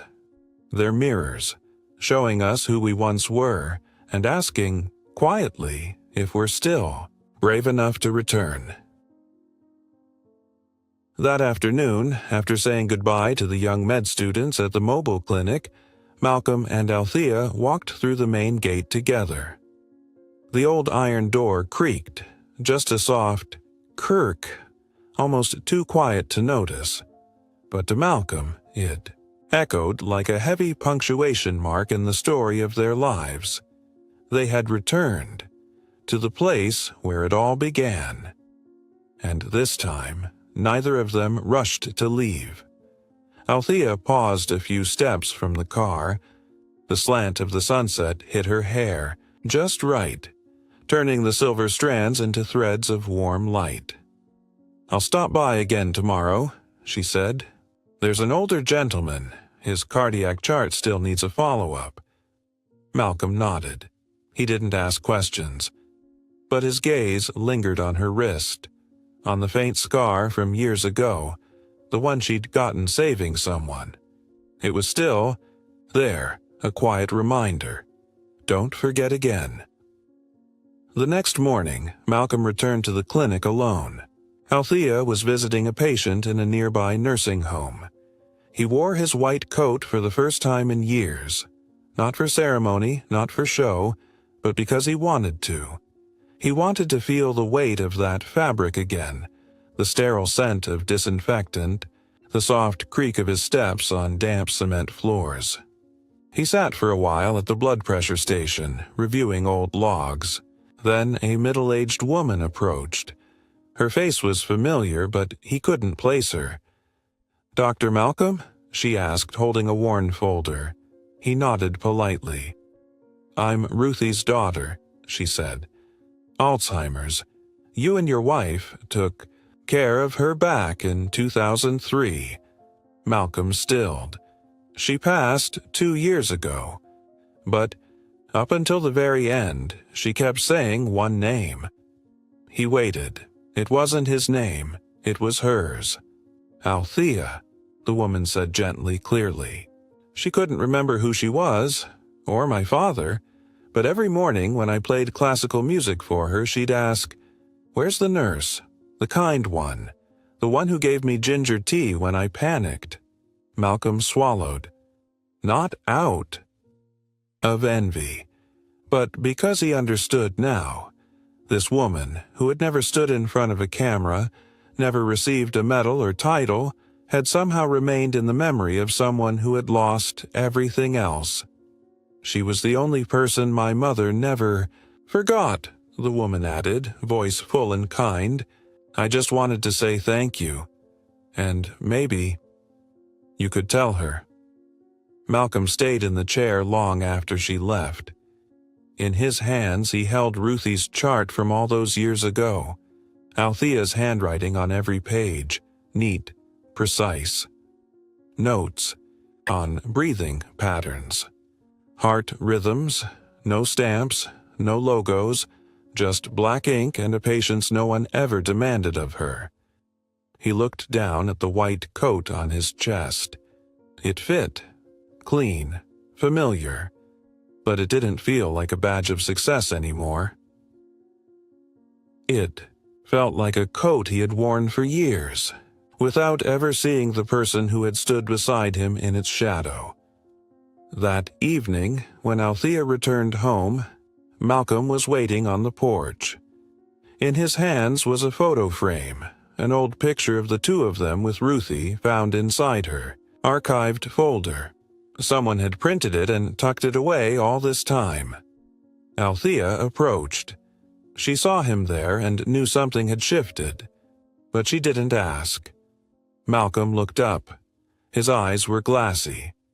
"Did you know your name was the last thing someone remembered, even after they forgot their own?" Althea said nothing. She simply sat beside him. No explanation needed. There are names that never get carved into plaques because they've already been etched, deep and tender, into the fading memories of those who have nothing left but breath. That afternoon, as Althea closed the photo frame and tucked it into the drawer, the one where she kept things that could still be held, Malcolm stepped onto the back porch. Late autumn light slanted through the trees, casting golden lines across, floating dust motes like fireflies searching for night. "Do you want to go to the park?" he asked. No agenda, no clock. "The old wooden bench?" she asked softly. "The old wooden bench," he said, confirming. When they arrived, the park was nearly empty. The wind skimmed across grass that had faded to straw. The bench, witness to all the times they'd chosen silence over speech, was still there, worn but sturdy. But today, they didn't sit right away. Althea bent forward and wiped a thin film of dust from the bench's surface, her finger tracing a slow circle. Malcolm chuckled behind her. "When was the last time you cleaned that thing?" Althea glanced. Back, mischief flickering in her eyes. A rare flash.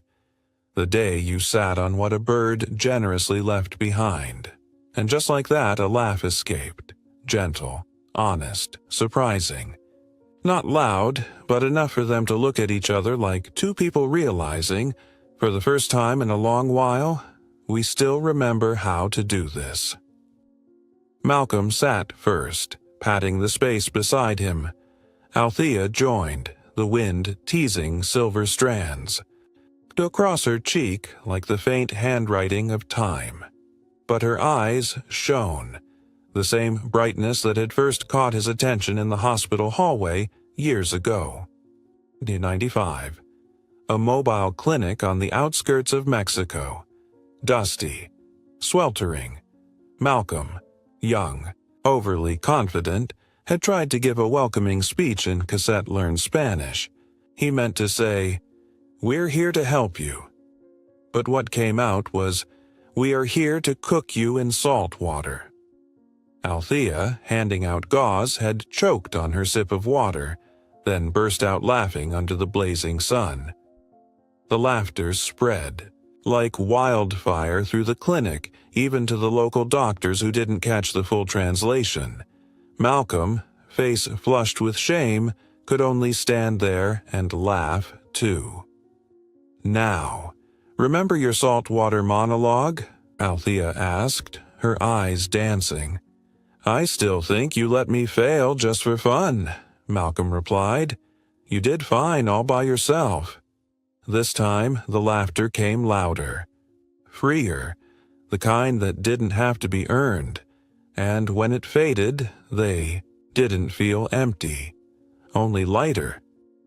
Malcolm reached for her hand.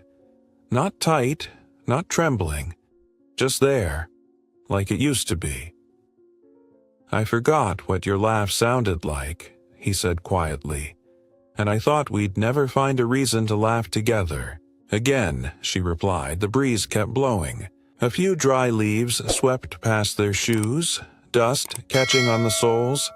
They didn't brush it off, because for the first time in years, they were content in what wasn't polished, in the dusty bench, in the misremembered phrases, in the things that once stung but now made them laugh.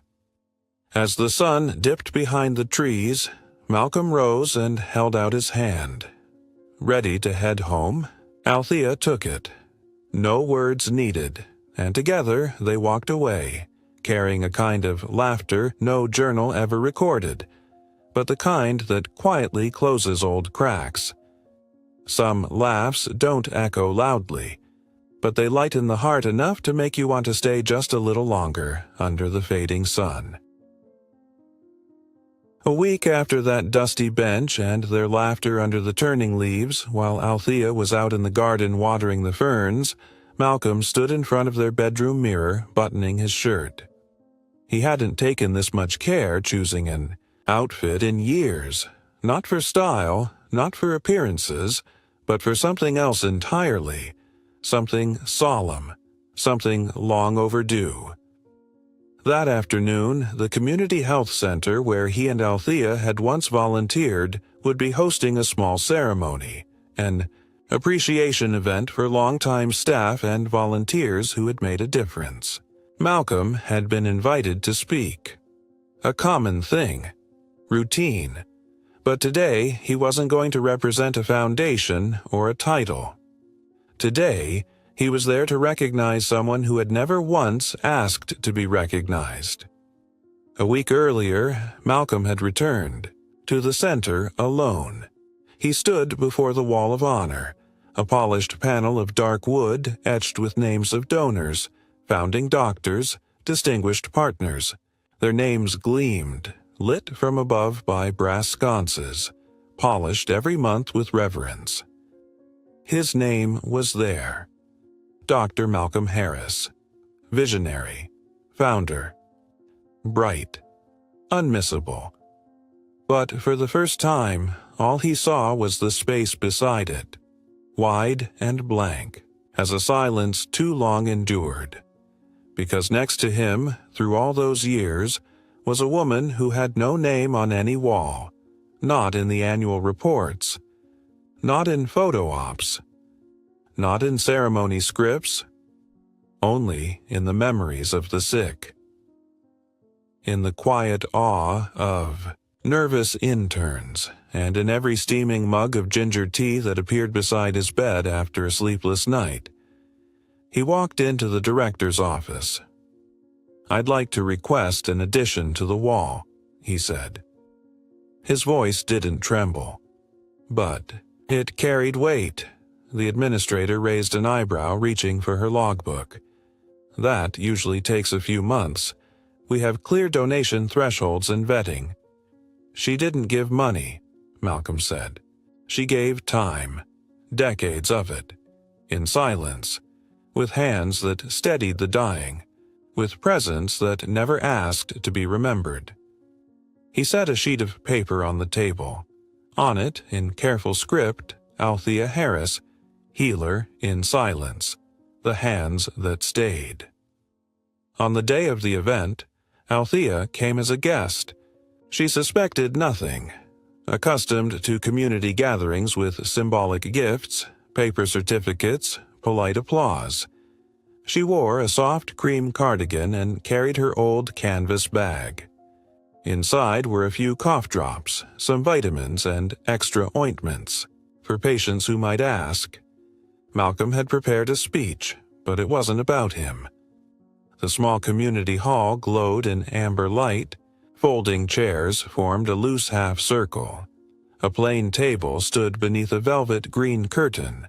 When Malcolm rose to speak, he held the microphone gently, as if not to startle what he was about to say. "Some people are remembered by title," he began. "Others by rank. But today, I want to speak a name that many of you have heard only in passing." He paused, looked to Althea. Row 2, hands gripping her bag's handle just slightly tighter than usual. She never asked for acknowledgement. She never stood on stages. But if you've ever had your hand held while in pain, if you've ever been given tea instead of pity, you already know her. He gave a small nod. The curtain dropped. Althea Harris, healer in silence. The hands. That stayed. There was no applause, not yet. The room held its breath. Then, slowly, an elderly man rose, voice raspy. She's the only one who remembered my birthday, after my son stopped. A young nurse added, voice steady. She taught me how to touch a patient with something deeper than technique. Applause rose, not rushed, not loud, but steady, like rain finally falling on parched ground. Althea remained seated. Her fingers still clutched the strap of her bag. Malcolm stepped down and extended his hand. She stood, no tears, no broad smile, but her eyes shone, wet in the way only someone truly seen can be. On the way home, neither of them said much, but Malcolm could feel something had lifted from her shoulders, quietly, like an exhale that had waited 20 years to be released. That evening, he noticed a small framed photo on her vanity. The plaque, printed from his phone, tucked behind, "You Glass." For the first time, Althea Harris had a title, not because she earned it, but because someone finally saw what had always been there.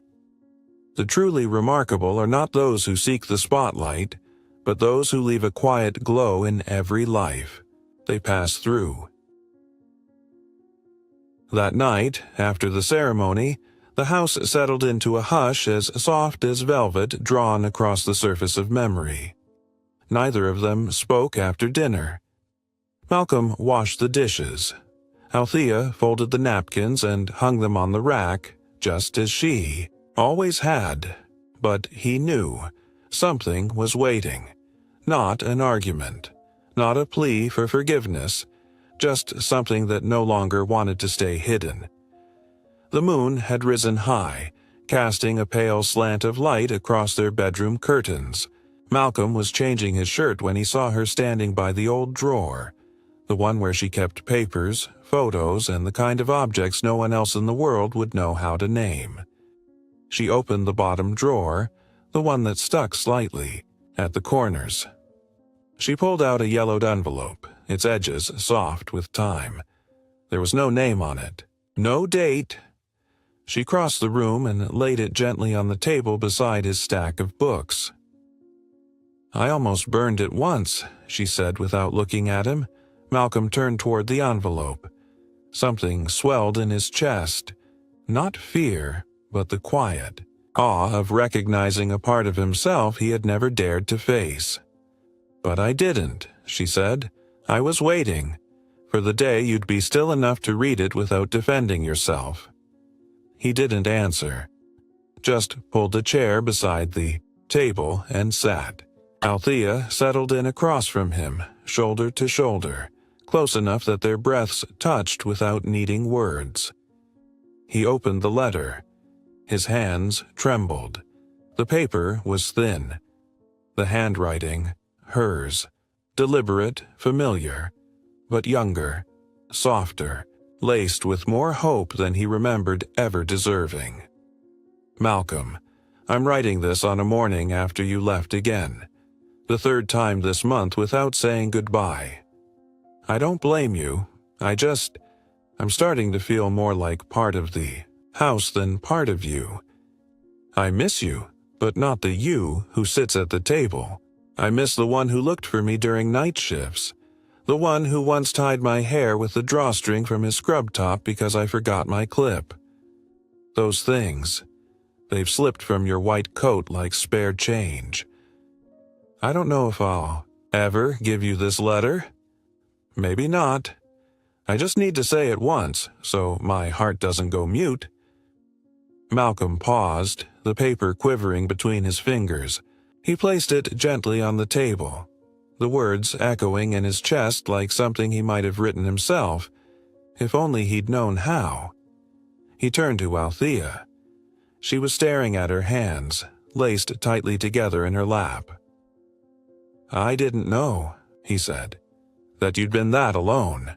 She nodded, almost imperceptibly. "And I didn't know that you'd been that tired." He picked the letter up again and kept reading.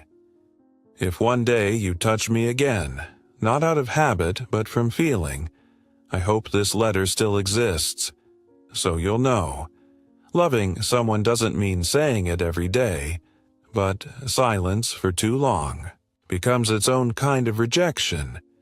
I never left you. I just learned to stay beside you without expecting any more. But if the day ever comes when you return, truly return, I will give you this letter, not to blame you, but to remind you, you never have to start over. You only have to start from here. When Malcolm folded the letter back into itself, the room felt strangely light, as if the paper had drawn out every unsaid thing between them, years of almosts, of glances cut short, of words buried beneath routines. He placed his hand over hers. "You don't have to wait anymore," he said. Althea looked up. Her eyes shimmered in the moonlight. "And you don't have to begin again," she replied. "We just keep going." There was no music playing, no golden lamplight. But somewhere, beneath the skin of the quiet, a single note had just been struck, clear, private, and enough. It had been written in a letter that was never meant to be sent. Now, it had been read. Together. Some stories don't need to shout to be heard. They just need to be told, at the right time, in the right way, to the right heart. If this made you sit still for a few minutes, stay a little longer with us. Subscribe for more quiet stories. Sometimes that's all we need at the end of a long day. The morning after they read the letter together, Malcolm woke first. The early light slipped through the curtains like a veil, thin, soft, and quiet, spilling across the bed onto the floor. He stood at the window, looking out at the small garden, behind the house where Althea used to grow basil, mint, and the hardy lavender that somehow survived even the worst Boston winters. Neither of them said it aloud, but from that moment, they both knew. It was time to leave the city. 1 month later, they moved into a small cabin in northern Colorado, tucked between pine trees near a lake, where mornings began with birdsong and nights fell under a quilt of thin snow. There was no declaration, no grand promise of the rest of our lives. Just a quiet agreement. Let's go where everything we already know can finally take root. The cabin had 1 floor, 2 rooms, 1 for sleeping, 1 for working, and a kitchen with a wood-burning stove. No Wi-Fi. Cell service was spotty at best, but there was a fireplace, paper books, and a small table between 2 wooden chairs with hand-stitched cushions. Malcolm packed his old medical books, but this time, he didn't read to analyze. He read to remember what it felt like to learn, not for credentials, but for curiosity. Althea arranged the kitchen cabinets by the colors of their ceramic dishes, something she had always wanted to do but never had the time to get just right. On their first morning in the cabin, the sky was so clear it was hard to imagine it had ever rained. Malcolm made tea for Althea, without needing to ask. "No honey," he said, handing her the cup, "because you like the ginger just sharp enough to warm your throat, not sweeten your tongue." Althea looked at him, raising an eyebrow. This might be the first time you've remembered something that wasn't in a chart. They ate breakfast. By the window. Malcolm read. Althea knitted. There were no long conversations, but in the way he tilted his head, the way she breathed, the way he set his tea gently on a cloth coaster, every gesture said, "I'm here, fully, completely." By noon, Malcolm had rummaged through the attic and found an old box. Inside, his residency typewriter. He set it on the desk, not to draft research papers, not to craft speeches. He began a journal. First line, Day 1, cabin among the pines. No signal, but your hand touched the table when you took your first sip of tea. As the afternoon cooled quickly into evening, Althea lit the fire. Malcolm brought the logs. They sat on opposite ends of the rug, legs brushing under the thick weave. On the table between them was a thick book, 100 Letters Never Sent. Althea flipped it open to a random page and began to read aloud.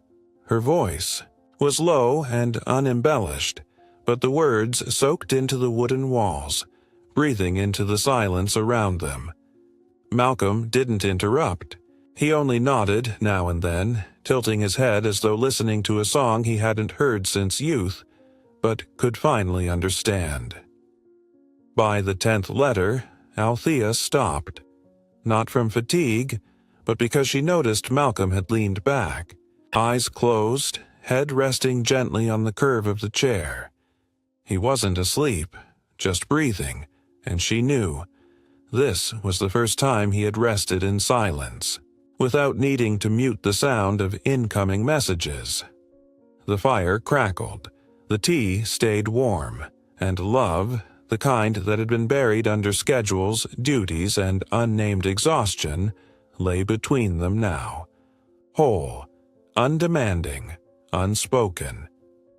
There are places that don't need names. They don't need to be shared. They only need two people quiet enough to show up, and still enough to understand. This is love.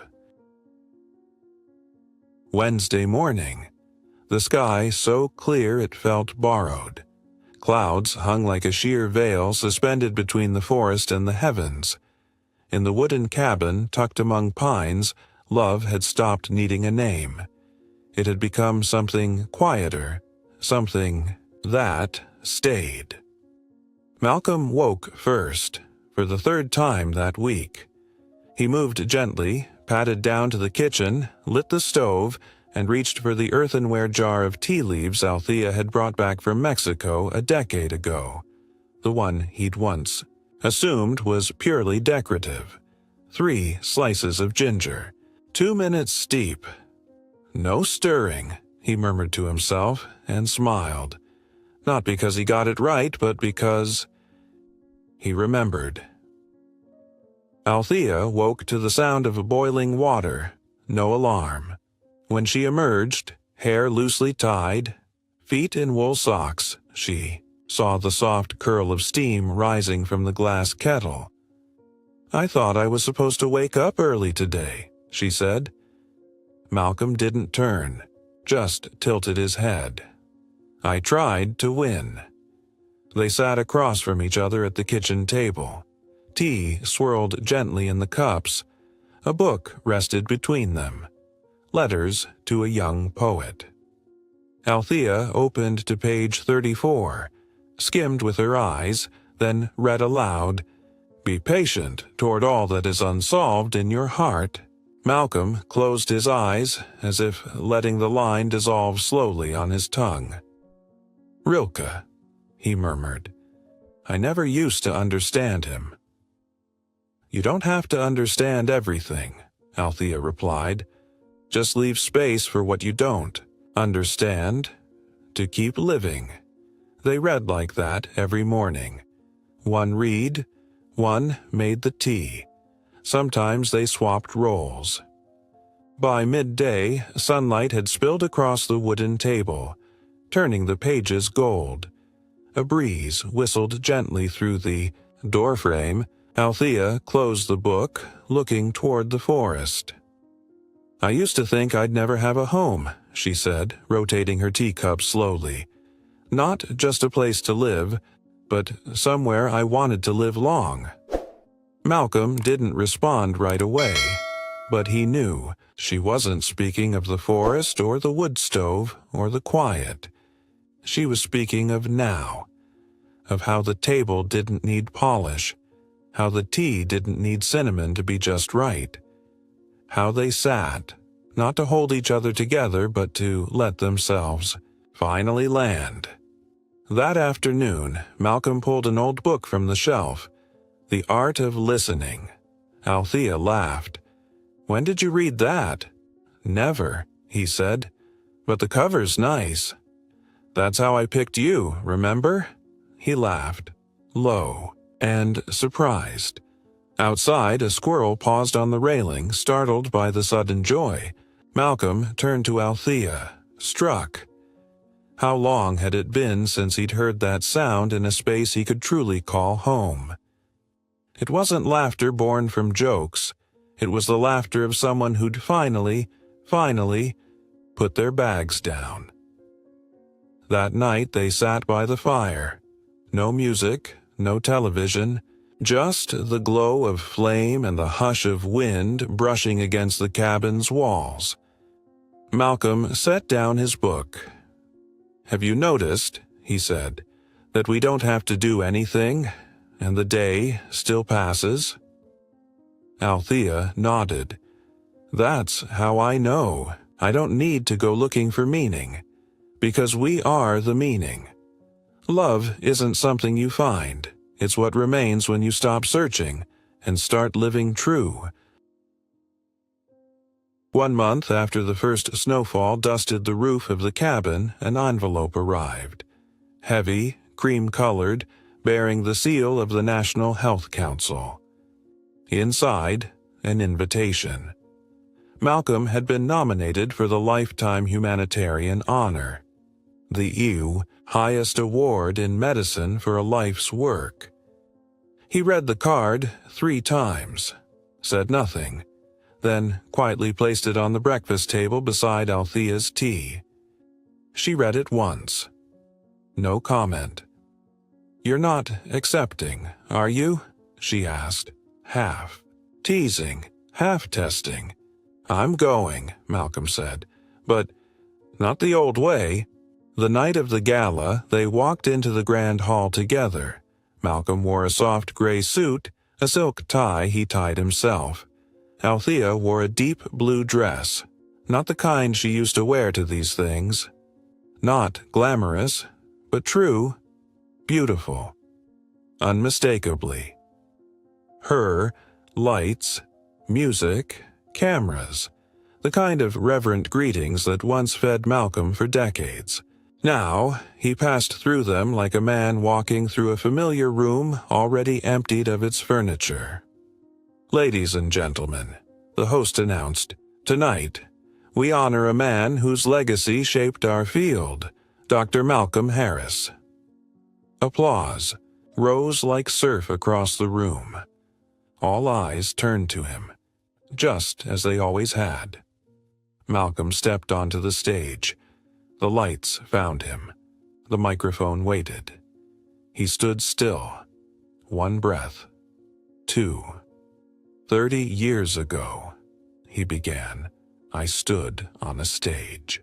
Like this. I spoke about ambition, precision, and power. Tonight, I stand again, not as a doctor who built a system, but as a man who was rebuilt by someone else's quiet presence. A soft ripple of applause. But he wasn't finished. He turned, looked to the front row. "Althea," he said. No drama. No pause for effect. Just her name, called clearly, fully. Enough that every head turned to follow his gaze. "Would you come up here?" he said. "The words you never said have taught me more than all the speeches I ever gave." Althea rose. Not quickly, but not hesitating either. Each step she took down that aisle was a year spent standing quietly behind him. Now, she walked not into a spotlight to shine, but to reclaim the pieces of her life that had too long been shelved. Malcolm stepped aside, handing her the microphone. Then he stood back, just far enough. The room stilled. Althea held the mic in, both hands like it was something fragile. She didn't look into the cameras, didn't face center stage. She looked only at Malcolm. "I'm not good at speeches," she said. Her voice was soft, but clear. I used to think I was just the one standing behind. But then I realized no one stands behind if both people choose to walk side by side. She glanced around the room, smiled, quietly. I don't speak for medicine. I don't speak for women. I'm just someone who chose to stay. And when the other person finally turned around, I was still there. The audience rose, not with a roar, but in a kind of reverence, like waves rising up to meet the shore, not to prove they were strong, but simply to say, "We're here." On the way home, Malcolm held her hand. It wasn't cold. "This time," he said, "you didn't tremble walking onto that stage." Althea turned toward him. "That's because," she said, "I didn't walk it alone. Some people step into the light to be seen. Some are seen because someone else stepped back at the right moment." The morning was cold, but not unkind. A light mist clung to the windows of the cabin, slowly dissolving into glimmers of light as the sun began to stream through the pine canopy. Malcolm rose early, as he often did now, and set the kettle on the wood stove. The scent of ginger tea drifted into the kitchen. Not sharp, not strong, just warm enough to stir the room without needing to speak. Althea emerged from the bedroom minutes later, wrapped in her earth-toned cardigan, collar folded high for warmth. Malcolm didn't look up, but he had already poured her tea into the mug she always used, the stoneware one, rim chipped, glaze cracked like a map of the years they'd weathered. She smiled faintly, fingers brushing the cup. "No honey today?" she asked. He shook his head slightly, hands resting on the table. "I remember now. You like the heat just as it is." They sat across from each other. The book from the night before lay closed between them. Neither opened it. Neither spoke. Further. But the silence was full. So full there was no room left for hesitation. Malcolm glanced over at her. Her eyes were turned toward the window where the pines stood like sentinels, resolute, uncelebrated. There was a stillness in her gaze that he'd never been quiet enough to notice before. And now, he couldn't look away. He exhaled. Not from exhaustion, but the way a lake stills after the last ripple fades. "I used to think love was something you had to prove," he said quietly, "with success, with titles, with the loudest kind of promises. But in the end, real love doesn't shout. It just stays. Long enough, quietly enough, so that when you finally turn around, they're still there. Not out of duty, not from lack of choice, but because they chose you a long time ago." Althea sipped her tea. She didn't smile, didn't reply, but her eyes softened, like the surface of water after a storm has passed. Malcolm turned toward her, his voice lower still.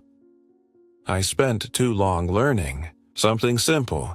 You never needed promises. You just needed me to show up, every day, real." She didn't answer right away. Instead, she reached out and placed her hand over his. And this time, her touch wasn't forgiveness. It was a beginning. Later that day, they walked to the edge of the woods. A fine dusting of snow lay on the stone path. They walked slowly, not holding hands, not leaning into each other. But their steps matched.